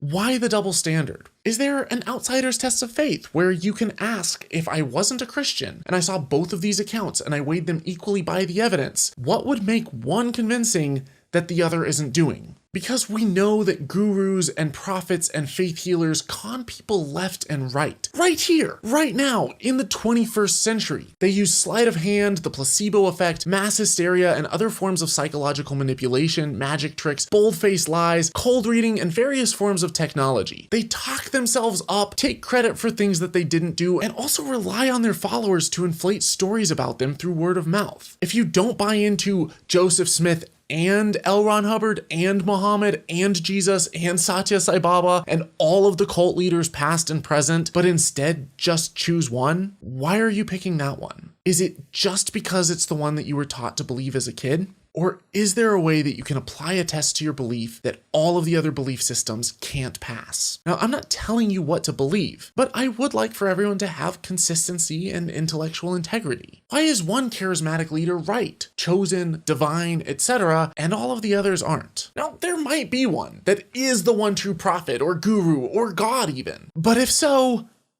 how can we know? They can't all be right, but they can all be wrong. And we should, at the very least, all be skeptical. I hope that this has given you something to think about, and I'd love to hear your feedback in the comments below. If you had asked me when I was a fundamentalist evangelical Christian if the Bible contained any contradictions, my answer would have been a firm and resounding no. And when non-Christians would point out apparent contradictions, it was all too easy for me to find ways to reconcile most of them. Exodus 20:8-11 says that you're not supposed to work on the 7th day of the week or the Sabbath because that day's holy, but Romans 14:5 says it literally makes no difference. Easy. Exodus 20 is clearly a Jewish law applying only to the Jews before Jesus came and fulfilled the law, whereas Romans 14 is written to the Gentiles after Jesus' resurrection. Throughout the Bible, God gives different commands to different people, and many of them are contextual, not universal or eternal. Contradiction reconciled, crisis averted. But what about Ecclesiastes 1:4? A generation goes and a generation comes, but the earth remains forever. But will it? Because 2 Peter 3:10 says that the earth will be burned up. Well, in this case, the genre of the book is important. Ecclesiastes is a poetic book of wisdom and pithy sayings, packed with analogies and metaphors. This is a poetic way of contrasting the earth with a human lifespan. You're not meant to take every figure of speech literally. I mean, he anthropomorphizes the sun for God's sake.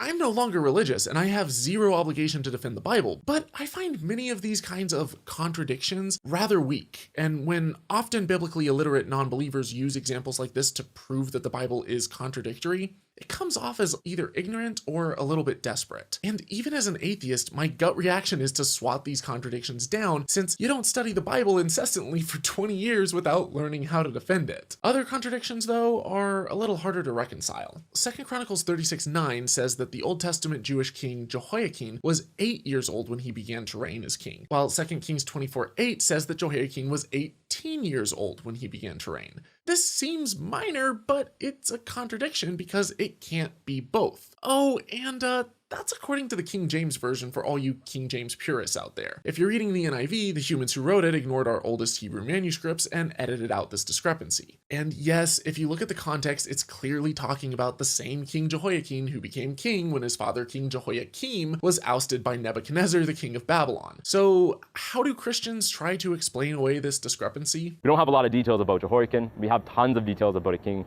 named David. With David, he was anointed king in private when he was a teenager. Many years later, he was anointed king publicly, but only over a couple tribes.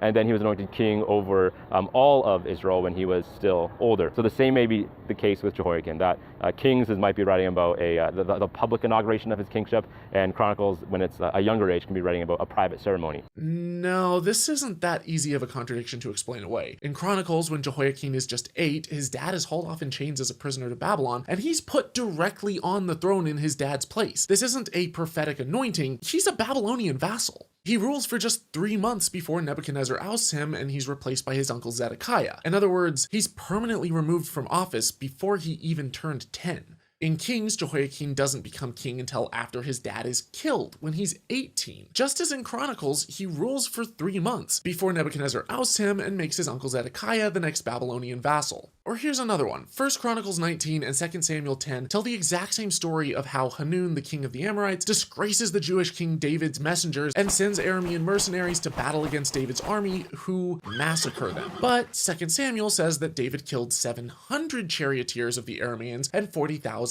horsemen, while 1 Chronicles says that he killed 7,000 charioteers and 40,000 foot soldiers. What we've got here is failure to communicate. And while I admit that these types of small numerical errors are seemingly insignificant to the overall message of the Bible, they posed a much bigger problem to my notion that the Bible was inerrant, that every word was inspired by God himself and literally perfect. This isn't as big of an issue for every Christian. Catholics believe that scripture is just a part of the puzzle, and that divinely appointed church fathers are necessary to interpret it and determine church doctrine, communicating God's will. But Protestants, who ever since the Reformation removed the middleman and ditched the reliance on papal hierarchy, shifting to a belief in sola scriptura, the idea that scripture alone was sufficient, since it was the perfect inerrant word of God himself. To inerrantist Protestants like I used to be, these albeit small contradictions were a far harder pill to swallow. After all, how can you confidently know the will of God if our only source is contradictory? So I ask again, are there any contradictions in the Bible? Let's look at some more, but let's stick mostly to the gospel accounts of Jesus' life, because they're all in the New Testament. They're all the same genre, narrative accounts relaying a series of events. They're all talking about the same people and events, and the time, place, and context are the same.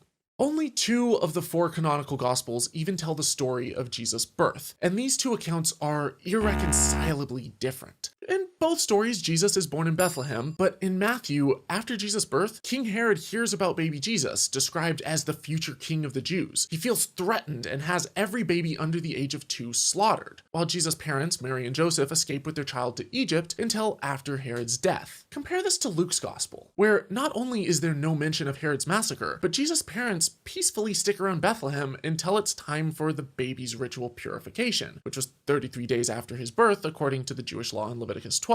They do that in Jerusalem, where Herod was ruling.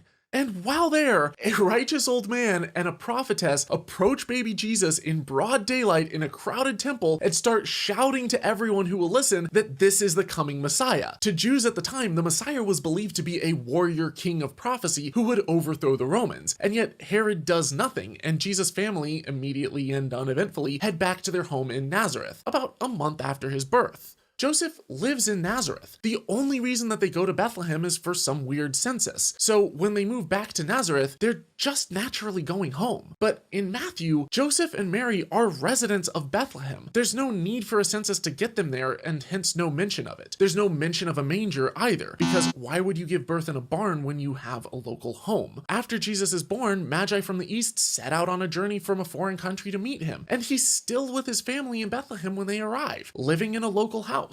And this was likely significantly after Jesus' birth, since the author of Matthew uses the Greek word paidion to describe Jesus as a young boy when the wise men arrived, rather than the Greek word vrephos, or infant, which would have been used if he had just been born. And after fleeing to Egypt, rather than returning to Nazareth, because according to Luke, that was their home, they only relocate there because Herod's cruel son Archelaus was now ruling over Bethlehem, which was their home, but they couldn't go back to. On an ironic side note though, Herod's other son, Herod Antipas, was ruling in Nazareth where they fled to, and according to the Gospels would later play a role in the execution of both John the Baptist, Jesus' cousin, and Jesus himself. Oh, and Herod died in 4 BCE. So if Jesus was born during his reign at least a year or 2 before that, as Matthew claims, heck, even if he was born just a week before Herod died, then this still directly contradicts Luke's claim that he was born during the census of Governor Quirinius, because Quirinius didn't become governor until 6 CE, 10 years after Herod's death. In his Handbook of Biblical Chronology, Bible scholar Jack Finnegan tried to nudge the date of Herod's death forward by showing that some copies of the ancient historian Josephus' book Antiquities of the Jews place Herod's death in the 22nd year of Emperor Tiberius rather than the 20th. And even if I grant him those years, even though it's not academic consensus, there's still at least an 8-year problematic gap. And when you look at the context of why Quirinius became governor, he was literally sent to Syria so that he could liquidate the estate of Herod's son Archelaus and annex his kingdom as a Roman province.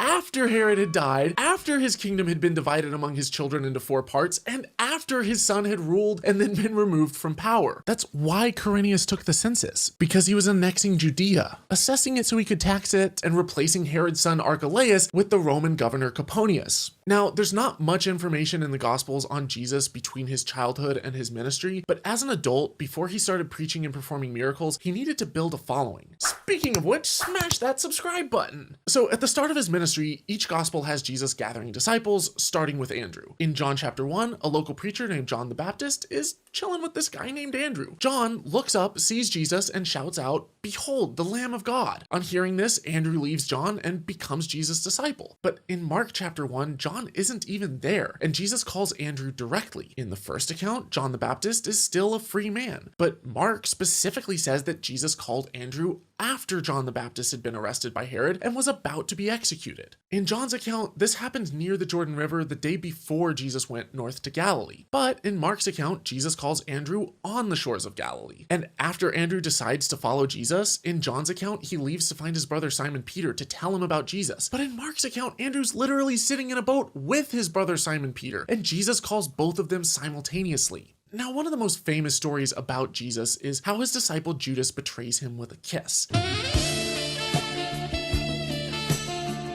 Psych! I'm with these guys! But what happened to Judas afterward depends on which part of the Bible you read. In the Gospel of Matthew, Judas storms back to the chief priests and returns the money that he was paid to betray Jesus by throwing it into the temple. But according to Acts, which was written by the same author who wrote the Gospel of Luke, Judas didn't return the money at all. In Acts, Judas goes land shopping and buys a field with the money, while in Matthew, the priests buy a field with the money. In Matthew, Judas feels so guilty for betraying Jesus that he goes and hangs himself. But in Acts, he's strutting through his new field when he trips, falls, and his intestines spill out. I mean, I guess you can go to elaborate lengths to try to rectify all of these inconsistencies. Rather than going with what's most likely or sticking to the historical method, you violate Occam's razor and engage in all kinds of special pleading for your document. And if you're too close-minded to consider that the Bible might not be perfect and you'd rather preserve a belief rather than follow the truth wherever it leads, then you're gonna have to bend over backwards to reconcile this stuff. But honestly, what's more likely? That the anonymous human authors of the Bible got facts wrong, misremembered accounts, and made mistakes? Or that this convoluted spaghetti document is an all-knowing God's magnum opus?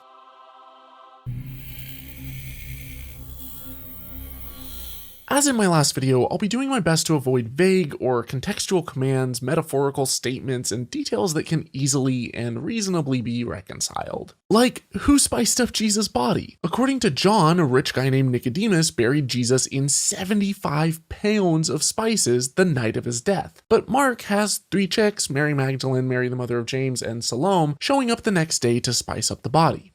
Just how much myrrh does one dead guy need? Thanks a lot for the gold and frankincense, but don't worry too much about the myrrh next time, alright? But see, I don't necessarily see this as contradictory, especially if the women didn't know that Jesus had already been spiced up. Oh wait, when you include a third gospel, Luke 23 says that these women saw where and how Jesus was buried. So yeah, I guess this one's technically not impossible, it's just really odd and unlikely. But here's a bigger biblical whoopsie. In both 2 Samuel and 1 Chronicles, King David, the same David of David and Goliath fame, has his commander Joab take a census of Israel's fighting men, which enrages God. Why God hates censuses so much is a little unclear, but then again, this is the same God who hates gay people and fig trees, so I'm not gonna split hairs. Because of the census, God gives David several punishments to choose from. 3 years of famine, 3 months fleeing from his enemies, or 3 days of plague. Bring out your name! In both accounts, David chooses plague and 70,000 people die before David builds an altar on the threshing floor of Arona the Jebusite, sacrifices some oxen, and God lifts the curse. In 1 Chronicles, Satan is the one who incited David to take the census, but in 2 Samuel, instead of Satan, it's God who incited David to take the census. Yikes! Even the Bible can't tell God's actions apart from the devil's. Now, the Jewish people saw King David as the greatest king in Israel's history, and after centuries of subjugation to one empire after another, they dreamed of a great king anointed by God who would drive out their oppressors and establish a unified kingdom of Israel. They yearned for it and prophesied about this coming Messiah, or anointed one. So when the Gospels of Matthew and Luke were written, both authors attempted to tie Jesus' lineage back to King David to show that he was of royal descent.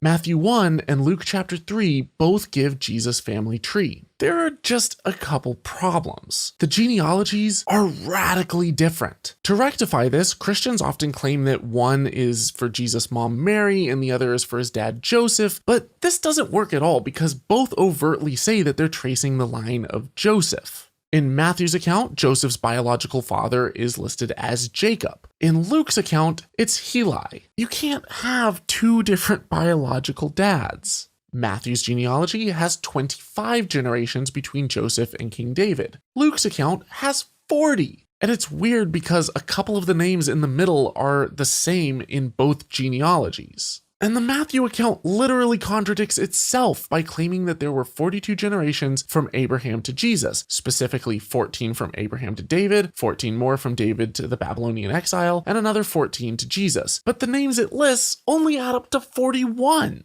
This is basic arithmetic. The Bible literally fails at counting.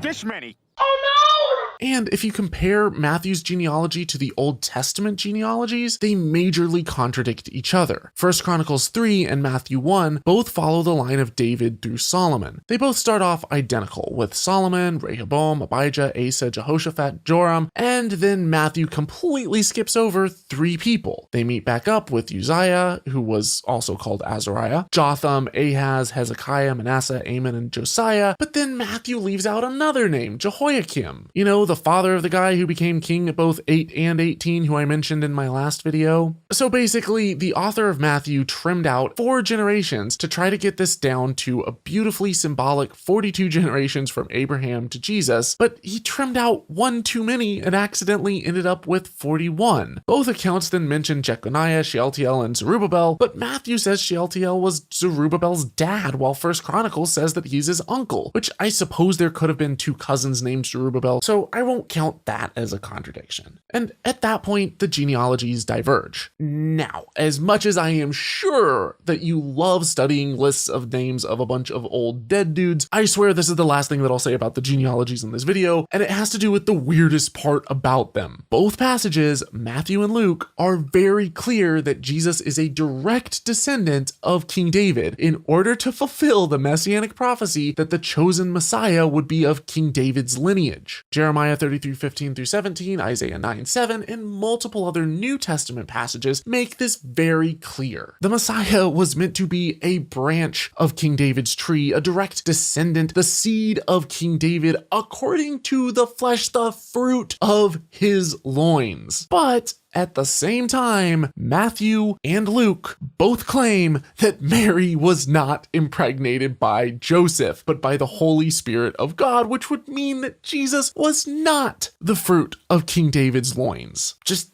wow. Okay, I'm done talking about loins for now. Now, many Christians see the Bible as infallible or trustworthy where it counts, but not 100% inerrant, because while the overall message was inspired by God, it was written by people and people make mistakes. This becomes foggy because where do you draw the line between truth and error? Even different Christians, all claiming to be led by the Holy Spirit, have interpreted quite a few passages in radically different ways, leading to tens of thousands of different Christian denominations. Others claim that God inspired the original manuscripts, which were perfect. Unfortunately, those no longer exist, and our current copies and translations contain mistakes. But why would an all-powerful, omniscient God perfectly draft such an important work only to have primitive scribes bungle it up a millennium and a half before the printing press was invented? Finally, you have inerrantists, who claim that our current Bibles are perfect and contain no mistakes. That God didn't just inspire the overall message, but guided the hands of the scribes themselves, inspiring every single jot and tittle, preserving them to this day. Jesus said that the Bible was the very word of God. And he said, thy word is truth. And he said, not a jot or tittle will be removed until all is fulfilled. He didn't believe in verbal inspiration. He believed in jot and tittle inspiration. The Bible cannot have any errors. Not does not, but cannot have any errors. Do not broadly suggest Christian books by people who do not believe the Bible's inerrant. It will confuse too many sheep. It's no surprise that many, if not most, inerrantists are young earth creationists, deny evolution, believe in faith-healing miracles and prophecy, and cling to a plethora of other wrong and in some cases harmful ideas, no matter how thoroughly they've been scientifically demolished. So when you take a Bible story like the death of Jairus' daughter, to most people, including myself, it may seem nitpicky and utterly insignificant that Matthew and Mark disagree about her time of death. Matthew 9 says that she died before her dad asked Jesus to come and heal her, and Mark 5 says she died after her dad sent for Jesus. In Mark, she's only sick, and her dad asks Jesus to come heal her, not revive her. Jesus is delayed, gets distracted, and then another messenger comes along saying, forget about it, she's dead. Literally, he says, your daughter has died, why bother the teacher further? At which point Jesus is like, well, it just so happens that your friend here is only mostly dead. At which point Jesus revives her to the shock of all, including her dad. But in Matthew's account, she's already dead when her dad first shows up asking for a miracle. He's straight up expecting a resurrection, while in the Mark account, the thought of that is preposterous to him. These might seem like fairly minor details to the overall story, but they're still discrepancies. She couldn't have died both before and after her dad sent for Jesus. And her dad either was or wasn't expecting a resurrection. Contradictions like these pose a major problem to biblical inerrantists, because errors like these can't be reconciled without admitting that if this story happened at all, then it was written down by fallible human authors with imperfect knowledge who made mistakes. Or here's a fun one. As Jesus entered Jerusalem, did he ride one donkey or two? Mark 11, Luke 19, and John 12 all say that Jesus rode on a single donkey. But Matthew 21:7 has Jesus riding on two donkeys at the same time in order to literally fulfill Zechariah 9:9. I thought this was literally just a mistranslation, but when you read the original Greek, he's clearly riding on two donkeys. The important question here is, did Jesus ride two donkeys like this, or this? Low rider, drives a little slower. Shortly after his triumphal entry into Jerusalem, Jesus is arrested and his disciples flee for their lives, but one disciple, Peter, follows behind at a distance. In each gospel, Jesus predicted that Peter would disown him 3 times. In Mark, Peter is accused of being one of Jesus' disciples by a slave girl, then by the same slave girl, and then by a crowd of people. In Matthew, it's a slave girl, then a different slave girl, and then a crowd of people. In Luke, it's a slave girl and then a man, and then another man. In John, it's a unspecified girl at the door, several anonymous people, and then one of the high priest's servants. I mean, I guess Peter could have just denied Jesus a half a dozen times, except that Jesus specifically specified that it would happen 3 times. After Jesus' arrest, the Gospels say that he was crucified, but when exactly that happened depends on which Gospel you read. Mark and Matthew explicitly have Jesus participating in the Jewish holiday Passover by eating a Passover meal with his disciples, and they have his crucifixion the morning after Passover. John's version says absolutely nothing about Jesus eating a Passover meal with his disciples, and explicitly says that he was crucified before Passover. Mark has Jesus crucified bright and early, and very precisely has him up on the cross by 9 o'clock in the morning. John's gospel says that he wasn't even condemned to die until afternoon. Again, these seem like minor details, but you can't have it both ways. At least one of these accounts is wrong. Immediately after Jesus' resurrection in Matthew and Mark's Gospels, Jesus' disciples are instructed by an angel to meet him up north in Galilee. And he first appears to them there, where he blesses them and sends them out into the world. But in Luke and Acts, Jesus first appears to all of his disciples in Jerusalem, and he explicitly tells them to stay in Jerusalem until after they receive the Holy Spirit, which happens after he ascends into heaven. He never meets them in Galilee. In Luke and Acts, his disciples follow that command to wait in Jerusalem and receive the Holy Spirit. After Jesus is gone, about 50 days after his resurrection on Pentecost, they're finally filled with the Holy Spirit while sitting alone in a house, and they start speaking in tongues and preaching to strangers. But in John 20 verse 21, Jesus breathes directly on his disciples and gives them the Holy Spirit literally on the day of his resurrection. Now, some of these contradictions you probably have never heard of or never noticed, but is it really surprising that contradictions would exist? The Bible was written by dozens of different anonymous human authors, sometimes with opposing beliefs, often based on oral traditions written significantly after the fact. Copying errors were made, translation errors were made, and deliberate changes were made. We can see all of these by examining discrepancies between all of our oldest manuscripts. That's something that even most Christian Bible scholars will acknowledge. And as old as some of our manuscripts are, we don't have any of the original documents or autographs. And while I openly admit that many contradictions in the Bible are just minor details, they're still contradictions, and there are a lot of them. I'm barely scratching the surface. And once you realize and accept the reality that biblical contradictions exist at all, you'll start to notice some major contradictions popping up everywhere, even of core tenets of Scripture, which over the centuries have led to tens of thousands of denominational rifts. The Bible, unquestionably the most influential book of all time, has been used to inspire great acts of charity, kindness, and magnificent works of art, and to justify horrific wars and atrocities. Nearly 2,000 years after the last book of the Bible was penned, billions still turn to it for insight, many of them holding to the belief in its divine inspiration, preservation, and unchanging inerrancy. But does the Bible that you read today contain the same preserved content, or at least the same general message penned by its authors all of those generations ago? Just how much, if at all, has the Bible changed? I want to begin by focusing predominantly on the New Testament, because we have significantly more information on how it came together. The events recounted in the New Testament take place in the 1st century CE or AD, and largely deal with the life, death, and resurrection of Jesus Christ, as well as the history of the early church. The first gospel is believed to have been penned around 35 years after Jesus died. But before a single word was written, the stories about Jesus were passed around by word of mouth, by followers fleeing persecution, attempting to spread a story by any means necessary. Now remember, Jesus was killed for insurrection, accused of attempting to establish his own kingdom in the heart of the Roman Empire.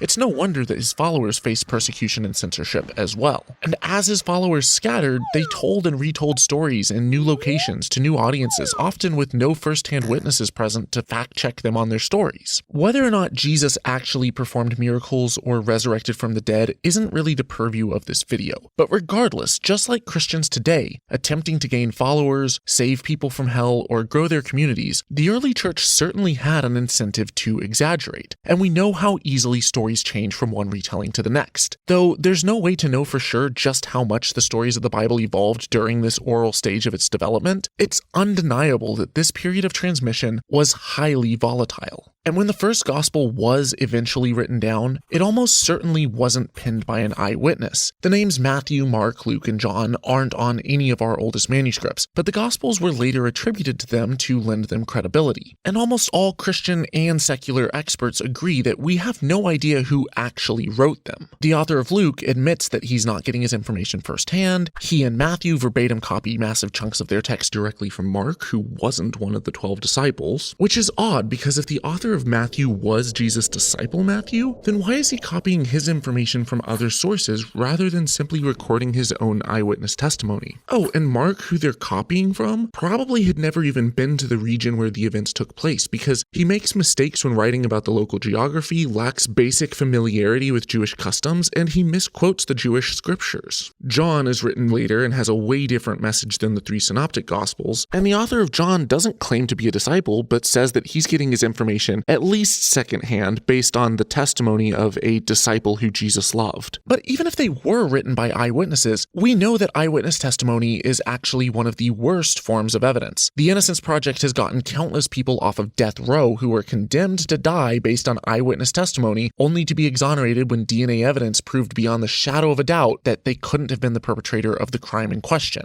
Our eyes don't function like video cameras. Our attention is selective, and so are our memories. We know that people hallucinate, can develop false memories, and that memories change over time. When the texts of the Gospels were finally written down, they were recorded in Greek. But Jesus spoke Aramaic, so there's already a shift in language, which inevitably brings with it some change in meaning. We don't have any records of the original Aramaic teachings of Jesus for us to be able to verify that these early texts were an accurate translation, and the Gospel authors also recorded things that there's no way that they could have known, like the words and actions of Jesus when he was alone. These early texts were all handwritten, before word processors, before computers and the internet, before the printing press, and before copyright law. The only way to make a copy would be to write one out by hand. There was no way to guarantee that someone copying your work wouldn't change it, either deliberately or by accidental copying errors. And the vast majority of the population at the time were illiterate. Even of the ones who could read and write, most did so incredibly poorly, which is why when we compare ancient Greek manuscripts from this time, we see so many misspellings, accidental duplications or omissions of text, and changes to word order. There were mistakes due to mishearing dictated words or due to transcribers' eyes missing a line, and that's not even counting all of the changes made out of deliberate intent. Even though we don't have that many extant texts from before the 3rd century, we know that copying errors and deliberate changes were commonplace at this time because we have at least 4 different accounts of it taking place. Accounts from both church fathers complaining about it and by critics of Christianity calling it out. In the 2nd century, criticizing Christianity, Celsus points out that Christians eagerly changed the texts of their scriptures as though in a fit of drunkenness so as to be able to defend their beliefs against criticism. Even the early church father Origen, despite defending Christianity against Celsus' many other criticisms, admitted elsewhere that this was a major problem, complaining that the differences among the manuscripts of the Gospels have become great, either through negligence of some copyists or through the perverse audacity of others. They either neglect to check over what they have transcribed, or in the process of checking, they lengthen or shorten as they please. The early Christian theologian Jerome recounted how copyists would write down not what they find, but what they think is the meaning, and while they attempt to rectify the errors of others, they merely expose their own. And as early as 180 CE, the church father Irenaeus denounced the theologian Marcion as a heretic because he was tweaking and removing large sections of the gospel and Paul's epistles in order to support his own beliefs that conflicted with those of Irenaeus. And this isn't a controversial thing. Even most Christian Bible scholars today will acknowledge that this was occurring at that time, like when Daniel Wallace pointed out that Revelation was copied less than any other book in the New Testament, and yet Irenaeus admits that it was already corrupted within just a few decades of the writing of the Apocalypse. All of this was happening. It was commonplace from the time that the original autographs of the New Testament books were first copied. And we don't have a single shred of surviving text of any New Testament book for nearly a century while all of these copying shenanigans were taking place. It's not until the 2nd century that we get our first sliver of New Testament papyrus, which has survived to this day, P52. It contains a fragment of a few verses and is about the size of a credit card. That's all there is? This process of hand copying and altering the text continued for another century, still with barely any surviving texts. The only extant New Testament manuscripts that we have from this period are a handful of papyrus scraps. In fact, almost all of our New Testament manuscripts come from after the 2nd century. Papyrus doesn't tend to survive long, especially in wet or humid climates, and for the first few hundred years, Christianity faced censorship and persecution, both from the Roman Empire and from Christians accusing each other of heresy while fighting over doctrine. Many Christian texts were gathered up and deliberately destroyed, and I cannot stress enough that there wasn't just one Christianity. What we consider as the Bible wasn't fixed upon for the first few hundred years of the early church. There were countless versions of Christianity and a plethora of other Gospels, Acts, epistles, and apocalypses, deemed by some churches as Holy Scripture and by others as heresy. Which books were considered canonical changed from one region to the next and from one decade to the next. For example, one of the largest collections of non-canonical Gospels ever found is believed to have been buried to avoid destruction by church censors. Discovered in Egypt in 1945, it's known as the Nag Hammadi Library, and it contains texts supporting a polytheistic Gnostic version of Christianity in which the Earth's creator is actually an evil deity. It's not until the mid-4th century that we have our oldest surviving New Testament, Codex Sinaiticus, and even that included books no longer deemed as canonical, like the Epistle of Barnabas and the Shepherd of Hermas, as well as books of the Apocrypha. We don't find the current 27 books of the New Testament listed together as recommended canon until 367 CE or AD by Bishop Athanasius of Alexandria. And even then, there were disputes over the authenticity of Hebrews, James, 2 Peter, 2nd and 3rd John, and Revelation. It wouldn't be until 393 CE at the Council of Hippo, over 350 years after Jesus' death, that the 27 books of the New Testament would be officially canonized. And even then, 3 pseudepigraphal books claiming to be written by the Apostle Paul, which scholars today almost universally agree weren't actually written by Paul, managed to sneak their way into the official canon as Holy Scripture: 1 Timothy, 2 Timothy, and Titus. Now, for the most part, this version of the Bible is what stuck with us. At least for the Catholic Church. Orthodox and Ethiopian Bibles have different biblical canons, and as for Protestants, well, roughly 1,000 years after Hippo, they would deem 11 of these books to be non-canonical, along with massive chunks of Daniel and Esther, but they kept them in the Bible until the 1800s when they were removed to save money on printing costs. You've got to be kidding me. There was also a pseudepigraphal forgery claiming to be Paul's letter to the Laodiceans, which was endorsed by Pope Gregory in the 5th century, resulting in its adoption into many later Latin, English, and Germanic versions of the Bible, but it was eventually rejected at the Second Council of Nicaea. Finally, I should also note that only the Orthodox Tawahedo churches include the Book of Enoch in their canon, even though the author of Jude explicitly quotes from it as Holy Scripture, and Jude is accepted as biblical canon by every major church today. But once Christianity became the official religion of the Roman Empire, thanks to Emperor Constantine, it started receiving more support and funding, and the process of copying the New Testament finally began to be standardized and taken more seriously. Copying errors, mistakes, and deliberate changes declined, but they didn't disappear altogether. In 382, the Pope Damasus I realized just how varied the manuscripts of the New Testament had become and commissioned Jerome to standardize the Bible into Latin, creating the Latin Vulgate. Our oldest surviving copy of the Vulgate dates to 547 CE, although there are some partial copies from earlier. And while that seems pretty old, remember that that's over 500 years after Jesus died, and that during the most volatile period of transmission of the biblical stories, the 1st century after Jesus' death, we don't have a single shred of surviving texts, and from the 2nd century, it's really not much better. Since the creation of the Vulgate, there have been a deluge of attempts to recreate the original text of the New Testament autographs, as well as to translate the New Testament into every language imaginable. And with each attempt comes a new wave of translation errors, copying mistakes, omissions, additions, and interpretations, deliberate or otherwise, which have led to quite literally thousands of different versions of the Bible, as well as thousands of different Christian denominations. But even if you ignore all of the modern variants, if you go back to our ancient manuscripts, just how different are they? If they were divinely inspired, shouldn't they also be divinely preserved? Well, in 1707, after 30 years of work with 100 Greek New Testament manuscripts at his disposal, John Mill published his Novum Testamentum Graecum, or the Greek New Testament, in which he outlined his discovery of roughly 30,000 textual variants between the manuscripts. I should note that Mill actually discovered way more than 30,000, but he excluded minor variations like differences in word order that didn't affect the overall meaning of the text. This sent a shockwave through the Christian world. Well, at least among the few educated elite who had access to, books and stuff. Well, at least the ones of them who could read Greek.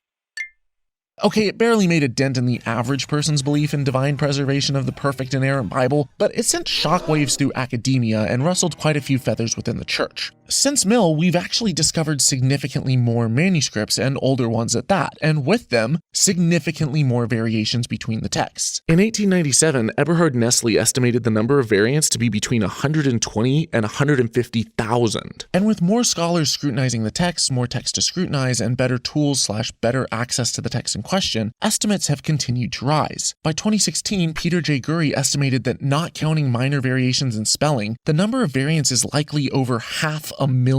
And these aren't just secular scholars pointing this out. The New Orleans Baptist Theological Seminary has been scouring through ancient biblical manuscripts, comparing them with each other. And after 11 years of work, they had discovered over 17,000 pages of variations. Their work is ongoing. According to Bible scholar Bart Ehrman, even with the advances in computing technology, no one has successfully counted all of the variations between our manuscripts. But needless to say, one thing we can say for certain is that there are more differences in our manuscripts than there are words in the New Testament. And those are just the manuscripts we have. How many differences were there earlier? We don't know. But just how serious are these changes? Well, it would appear that while some are quite substantial, the vast majority of them are rather minor, inconsequential differences that don't affect the meaning of the text in the slightest. And honestly, I would say that it's surprising that there aren't more variations and more serious differences if it weren't for the fact that we don't have that many texts from before the 3rd century. And we know that after the standardization of biblical canon, the establishment of church doctrine at various councils, and the completion of the Latin Vulgate, any surviving texts which disagreed with the now established dogma were gathered up and disposed of. Hence why the Nag Hammadi library, or Gnostic text which I mentioned earlier, was buried, and why its discovery was such a rare find. Who knows just how many other non-canonical texts have been lost to history because they simply weren't preserved or were deliberately destroyed by the church. It's quite likely that, say, the original Gospel of Mark, for example, was deemed heretical and disposed of by early church fathers in favor of an altered variant. Because even among the canonical books of the New Testament, when we examine our oldest Greek texts, we find shocking variations between them, like the addition to Mark 16:14 in Codex Washingtonianus, where Jesus indicates that Satan's rule over earth is already over, rather than an ongoing war between light and dark as indicated in other New Testament manuscripts. We even find evidence of deliberate tampering with the text, changes which have worked their way into our modern Bibles. But I'll have to cover those changes in my next video. Now, I used to believe that every single word in the Bible was directly inspired by God and then divinely preserved. It was unthinkable to me that humans could possibly tweak or alter its message in any way. But obviously they have, and they do. Has the Bible ever been altered or edited to change its original meaning? If you believe that the Bible is the perfect inerrant word of God, you likely believe not only that it was inspired by God, but also that it's been perfectly preserved through the ages, such that not a jot or tittle has disappeared from or been added to the original text. But is that actually the case? Well, today we're going to look at 6 times that the Bible has been undeniably altered. But first, I want to make one caveat. With so many different editions of the Bible translated into thousands of different languages, you're bound to get some careless mistakes, like when the so-called Wicked Bible accidentally omitted the word not from the Decalogue and the commandment, thou shalt not commit adultery, suddenly becoming a glowing endorsement of infidelity. Or when the Bishop's Bible rendered the phrase, cast thy bread upon the waters, as lay thy bread upon wet faces.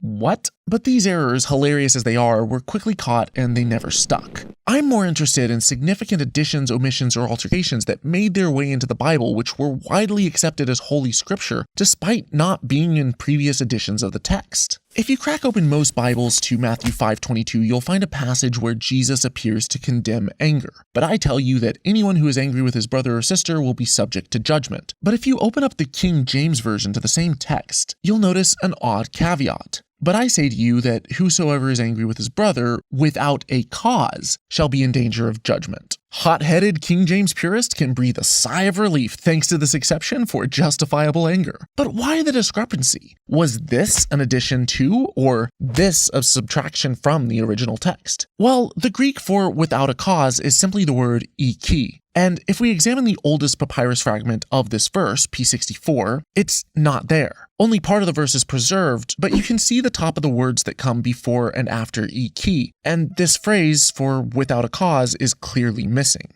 Similarly, Codex Vaticanus, a mid-4th century text, one of our oldest and most reliable Greek New Testament manuscripts, also omits the word entirely. In Codex Sinaiticus, another ancient Greek manuscript from around this time period, you can see where a scribe scribbled the word iki into the margins as if to add his own commentary on the text. Let's be real for a second, if you need to modify the Bible so as to justify anger, you just might have anger issues. So this marginal note found its way into later editions and eventually into the King James. Oops. In the early days of Christianity, there wasn't just one version of Christianity. Most of the doctrines generally accepted by most Christians today were hotly disputed, including the notion of the Trinity. Some believed Jesus to be God, but refused to accept that he ever had a physical body. Others were happy to accept that he was fully man, but contested his divinity. Still others believed that he wasn't God's son until his baptism, at which point God adopted him. And others believed that Jesus was exalted to heaven, but never attained equality with God. And the list goes on. But the idea that the Father, Son, and Holy Spirit were the same being was a hotly debated issue. It makes sense then that early copyists of the New Testament would be tempted to alter the text of their scriptures to support their interpretation of it. And that is exactly what we see. If you open up any edition of the King James to 1 John 5:7-8, you'll see the following verse. For there are 3 that bear record. In heaven, the Father, the Word, and the Holy Ghost, and these 3 are one. And there are 3 that bear witness in earth, the Spirit, and the water, and the blood, and these 3 agree in one. This is the only passage in the Bible that explicitly lays out the Trinity. Without this bit here, you have to infer the existence of the Trinity from other verses. But if it's such an important verse, why do all of our modern translations of the New Testament now exclude it? Well, the King James Version was based on more recent, less reliable copies of the New Testament. The manuscripts that we have at our disposal now are much older, although still far from perfect. But none of our earliest or best manuscripts contain this bit. Instead, it was added in later, likely to support a Trinitarian worldview at a time when that doctrine was hotly debated. Fun fact, when the Bible scholar Erasmus was working on his annotated copy of the New Testament, which would become the basis of the Textus Receptus and later the King James Version, he realized that none of the old Greek manuscripts that he had at his disposal contained this reference to the Trinity, although the Latin versions did. So he didn't include it in the first 2 editions of his text. But he was accused of heresy for attempting to remove the Trinity from the text. Facing the cancel culture mob of the 16th century, aka fellow Christians, he promised to include it in future editions if anyone could present him with a Greek manuscript containing this omitted phrase. So they forged one just for him. He added it to the 3rd edition of the Textus Receptus, which was used by the authors of the KJV, which is how it found its way into the text. The Johannine comma isn't the only instance of verses being altered to support belief in the Trinity. 1 Timothy 3:16, speaking of Jesus, mentions he who was made manifest in the flesh. However, some versions of the Bible change the he who to God who was manifest in the flesh. This change in Greek is simply the difference of a single line through an omicron. This was changed to this, which was believed to be a shorthand for theos or God. And while it may seem like a minor change, the change strongly supports the belief in the Trinity and would have been welcomed ammunition for the Trinitarian perspective in the early church. But how do we know that God being manifest in the flesh isn't the original text? Well, once again, let's go back to our earliest, most reliable texts. You can see in Codex Sinaiticus a note in the margins where the scribe pins a correction. Then, in Codex Alexandrinus, you can still see an omicron, but text bleeding through from the back of the page makes it look like a theta. A later scribe then added a line above the word to signify that it was a contraction for the word theos. But this line was added later with different ink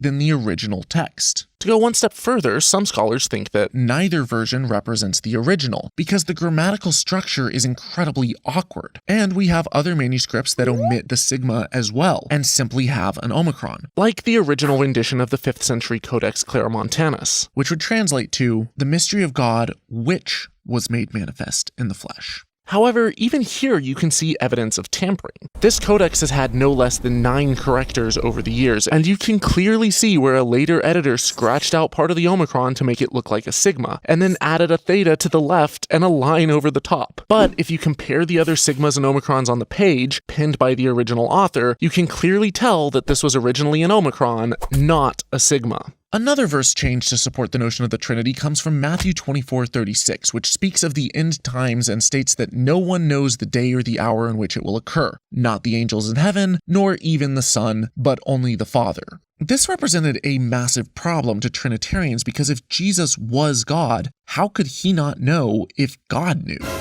So in copying this part of the text, some scribes simply left out the phrase, not even the Son, and the King James Version still contains this alteration. There are plenty of other instances like this, where small changes were made to the text to support a particular ideological perspective, like when the story of Jesus' baptism was changed. Today, most Bibles have Jesus emerging from the water and a voice from heaven declares, "This is my beloved Son, in whom I am well pleased." But one variant quotes Psalm 2:7 and has God saying, "You are my beloved Son, today I have begotten you." A verse which supported the adoptionist ideologies and posed a major problem to Trinitarians. And though this verse is only found in one surviving manuscript, and it's not our oldest, the verse was quoted all over the ancient world by church fathers as far back as the 2nd century, and in every instance for the first few centuries, this was the variant that they quoted, leading some scholars like Bart Ehrman to believe that this was actually the earlier variant, which was edited out to combat the heretical adoptionist ideology.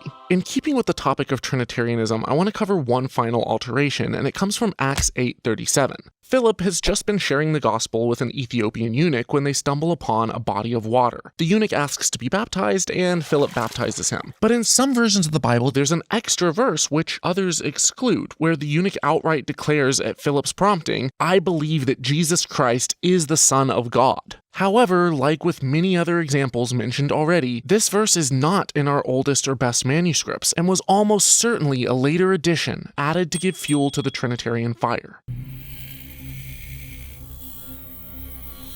Today, we're going to look at 6 more changes that have been made to the Bible over the centuries. But before we dive in, I want to stress again that these are just some of the many changes that we know about. There is a massive time gap between when Jesus lived and died, when the Gospels were probably written, and when our oldest surviving copies were actually penned. We have no idea just how much or how little of our modern Bibles accurately represent what was actually in the original autographs, because we don't have any originals. That said, let's explore what we do know. This first textual variant isn't exactly an example of a particularly significant change that drastically altered the meaning of the text, but it is quite possibly one of the funniest, and it's a great example of just how error-prone the copying process was. If you crack open your Bible to Hebrews 1:3, you'll find a verse that talks about how Christ sustains all things by his powerful word, and this is how the verse appears in most of our manuscripts. But in Codex Vaticanus, one of our oldest, most reliable copies of the New Testament, we find a slightly different reading. king. Instead of Christ sustaining or upholding all things by his powerful word, he instead manifests all things by the power of his word. Because this is only the difference of two Greek letters, pheron versus phoneron, it was likely a simple copying mistake by the original scribe. However, a later scribe came along and caught the mistake. Probably by comparing the text to other manuscripts at their disposal. They erased most of the word and replaced it with the original, more accurate variant of the verse. However, centuries later, another scribe noticed the change and erased the correct reading and changed it back to the mistaken version, adding an angry note in the margins. Fool and knave, can't you leave the old reading alone and not alter it? Amazing. Probably one of the largest known biblical alterations comes from the Book of Mark. If you happen to be unfortunate enough to drive through the armpit of America, you might just happen upon one of these churches in Appalachia where the congregation dances around holding poisonous snakes. They do this because at the end of Mark's gospel it states that these signs will accompany those who believe. In my name they will drive out demons, they will speak in new tongues, they will pick up snakes with their hands, and when they drink deadly poison it will not hurt them. They will place their hands on the sick and they will get well. There's just one problem. The entire ending of Mark is a later addition. The Gospel of Mark originally ended in an incredibly unsatisfactory way. 3 women go to Jesus' tomb and his body isn't there. A young man tells them that Jesus has risen. They run away terrified and they tell no one. The end. A later scribe reading this ending decided it wasn't good enough. Are you serious? And added 12 additional verses, including Jesus appearing to his disciples and telling them to go and do all of this nonsense. Someone should probably tell that to all of the pastors who keep dying of snake bites. One of my favorite examples, though, of how the Bible has been changed over time is from the Old Testament. It's a verse that refers to God's, or Yahweh's, father and brothers. See, Judaism wasn't originally monotheistic. It emerged from a backdrop of polytheistic traditions, and many of the Mesopotamian stories are incorporated into the Old Testament. Parts of the creation tradition, the flood myth, and even the names of the local deities. You see El, Asherah, Baal, Chemosh, and others mentioned throughout the Bible. They're referred to as actual gods. In Genesis, you have God saying, "Let us make man in our image." You have him competing with the gods of Egypt, commanding his people not to worship other gods, for he is a jealous God. And we have many references to and descriptions of the divine council. Even the name of God, Yahweh, was a Canaanite storm deity who the Israelites chose to worship. If you're familiar with the Canaanite pantheon or have read Ugaritic texts which predate the Old Testament, or if you've studied ancient Mesopotamian mythology from which the Jewish Bible pulled much of its inspiration, the stories of the Old Testament actually make a lot more sense. Like in Deuteronomy 32, 8-9, where it states, "When Elion, or God Most High, gave to the nations their inheritance, when he separated the sons of man, he fixed the bounds of the peoples according to the number of the sons of God, or the B'nai Elohim. For Yahweh's portion was his people. Jacob was the lot of his inheritance." El Elyon, or El, the Most High, was the name of the Canaanite deity at the head of the pagan pantheon. And according to Canaanite tradition, Yahweh was one of the sons of El. In this verse, when El is dividing up the nations, each one of his sons is receiving their portion. And it states that El gave Jacob, the nation of Israel, to Yahweh as his inheritance. But because this strongly clashes with the monotheistic interpretation of the Bible, later scribes altered it to say, "He fixed the bounds of the peoples according to the number of the sons of Israel." He set the bounds of the people according to the number of the children of Israel. Well, Israel's not in existence when the nations are divided. So that doesn't make a whole lot of sense. But if you go back to the Dead Sea Scrolls, our earliest texts, you'll see multiple references in Deuteronomy 32 to the sons of God. And Yahweh was one of them, along with the rest of his siblings. But nearly 1,000 years later, when the Masoretic text was written, these references to the sons of God were entirely edited out. Somebody removed these letters from the Dead Sea Scroll reading, and they inserted 3 new letters to read B'nai Yisrael, sons of Israel. Again, we don't know when that happened, but we know that it did. every time that the Bible is updated or translated, some change, however small, is inevitable. If you open up the 1984 edition of the New International Version to Matthew 25:29, you'll see a verse quoting Jesus as saying, "For everyone who has will be given more, and he will have an abundance. Whoever does not have, even what he has will be taken from him." However, in Greek, this passage and many others in the New Testament are understood to be using a gender-inclusive he, which can refer to both men and women. So when Biblica released a new edition of the New International Version in 1995, and again in 2005 and 2011, they altered the text to include more inclusive language, including at times the gender-neutral pronouns they, them, so as to more accurately represent the original text. They also changed the words mankind and man to human beings and people. I should emphasize that this was before pronouns had somehow become political, and yet despite this actually being both more accurate and more inclusive, they faced major backlash and opposition from evangelical conservatives in the US for making these editorial choices. But as triggered as some people get over pronouns, that is far from the most egregious change that the editors of the NIV have made to the Bible. When encountering internal contradictions between two passages, they've been known to simply edit out the differences. But I've already covered that in more detail in my videos on Bible contradictions. But it's not just the NIV that will alter verses willy-nilly to fit an agenda. In Exodus 21:22 through 25, there is a legal text describing the punishment for a very specific scenario.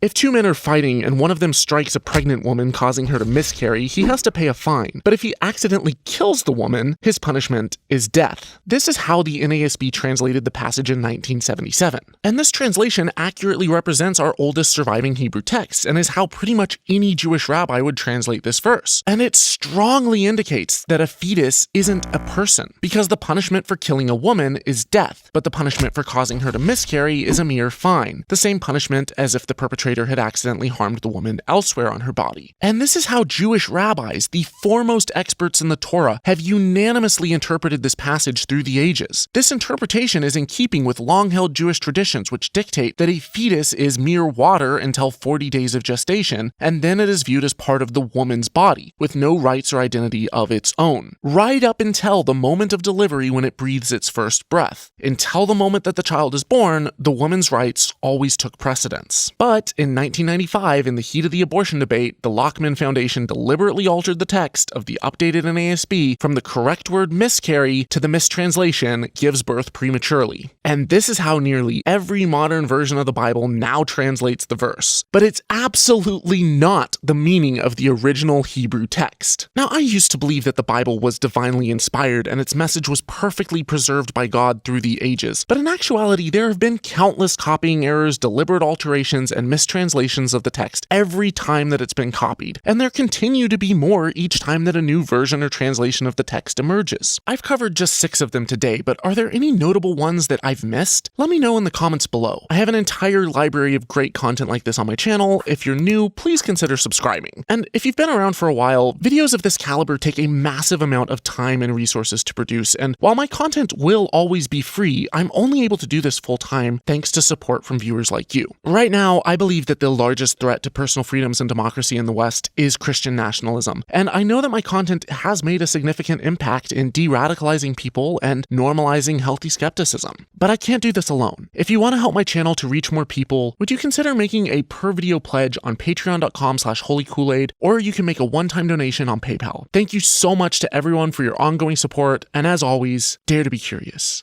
but don't drink the Kool-Aid. Fool and knave.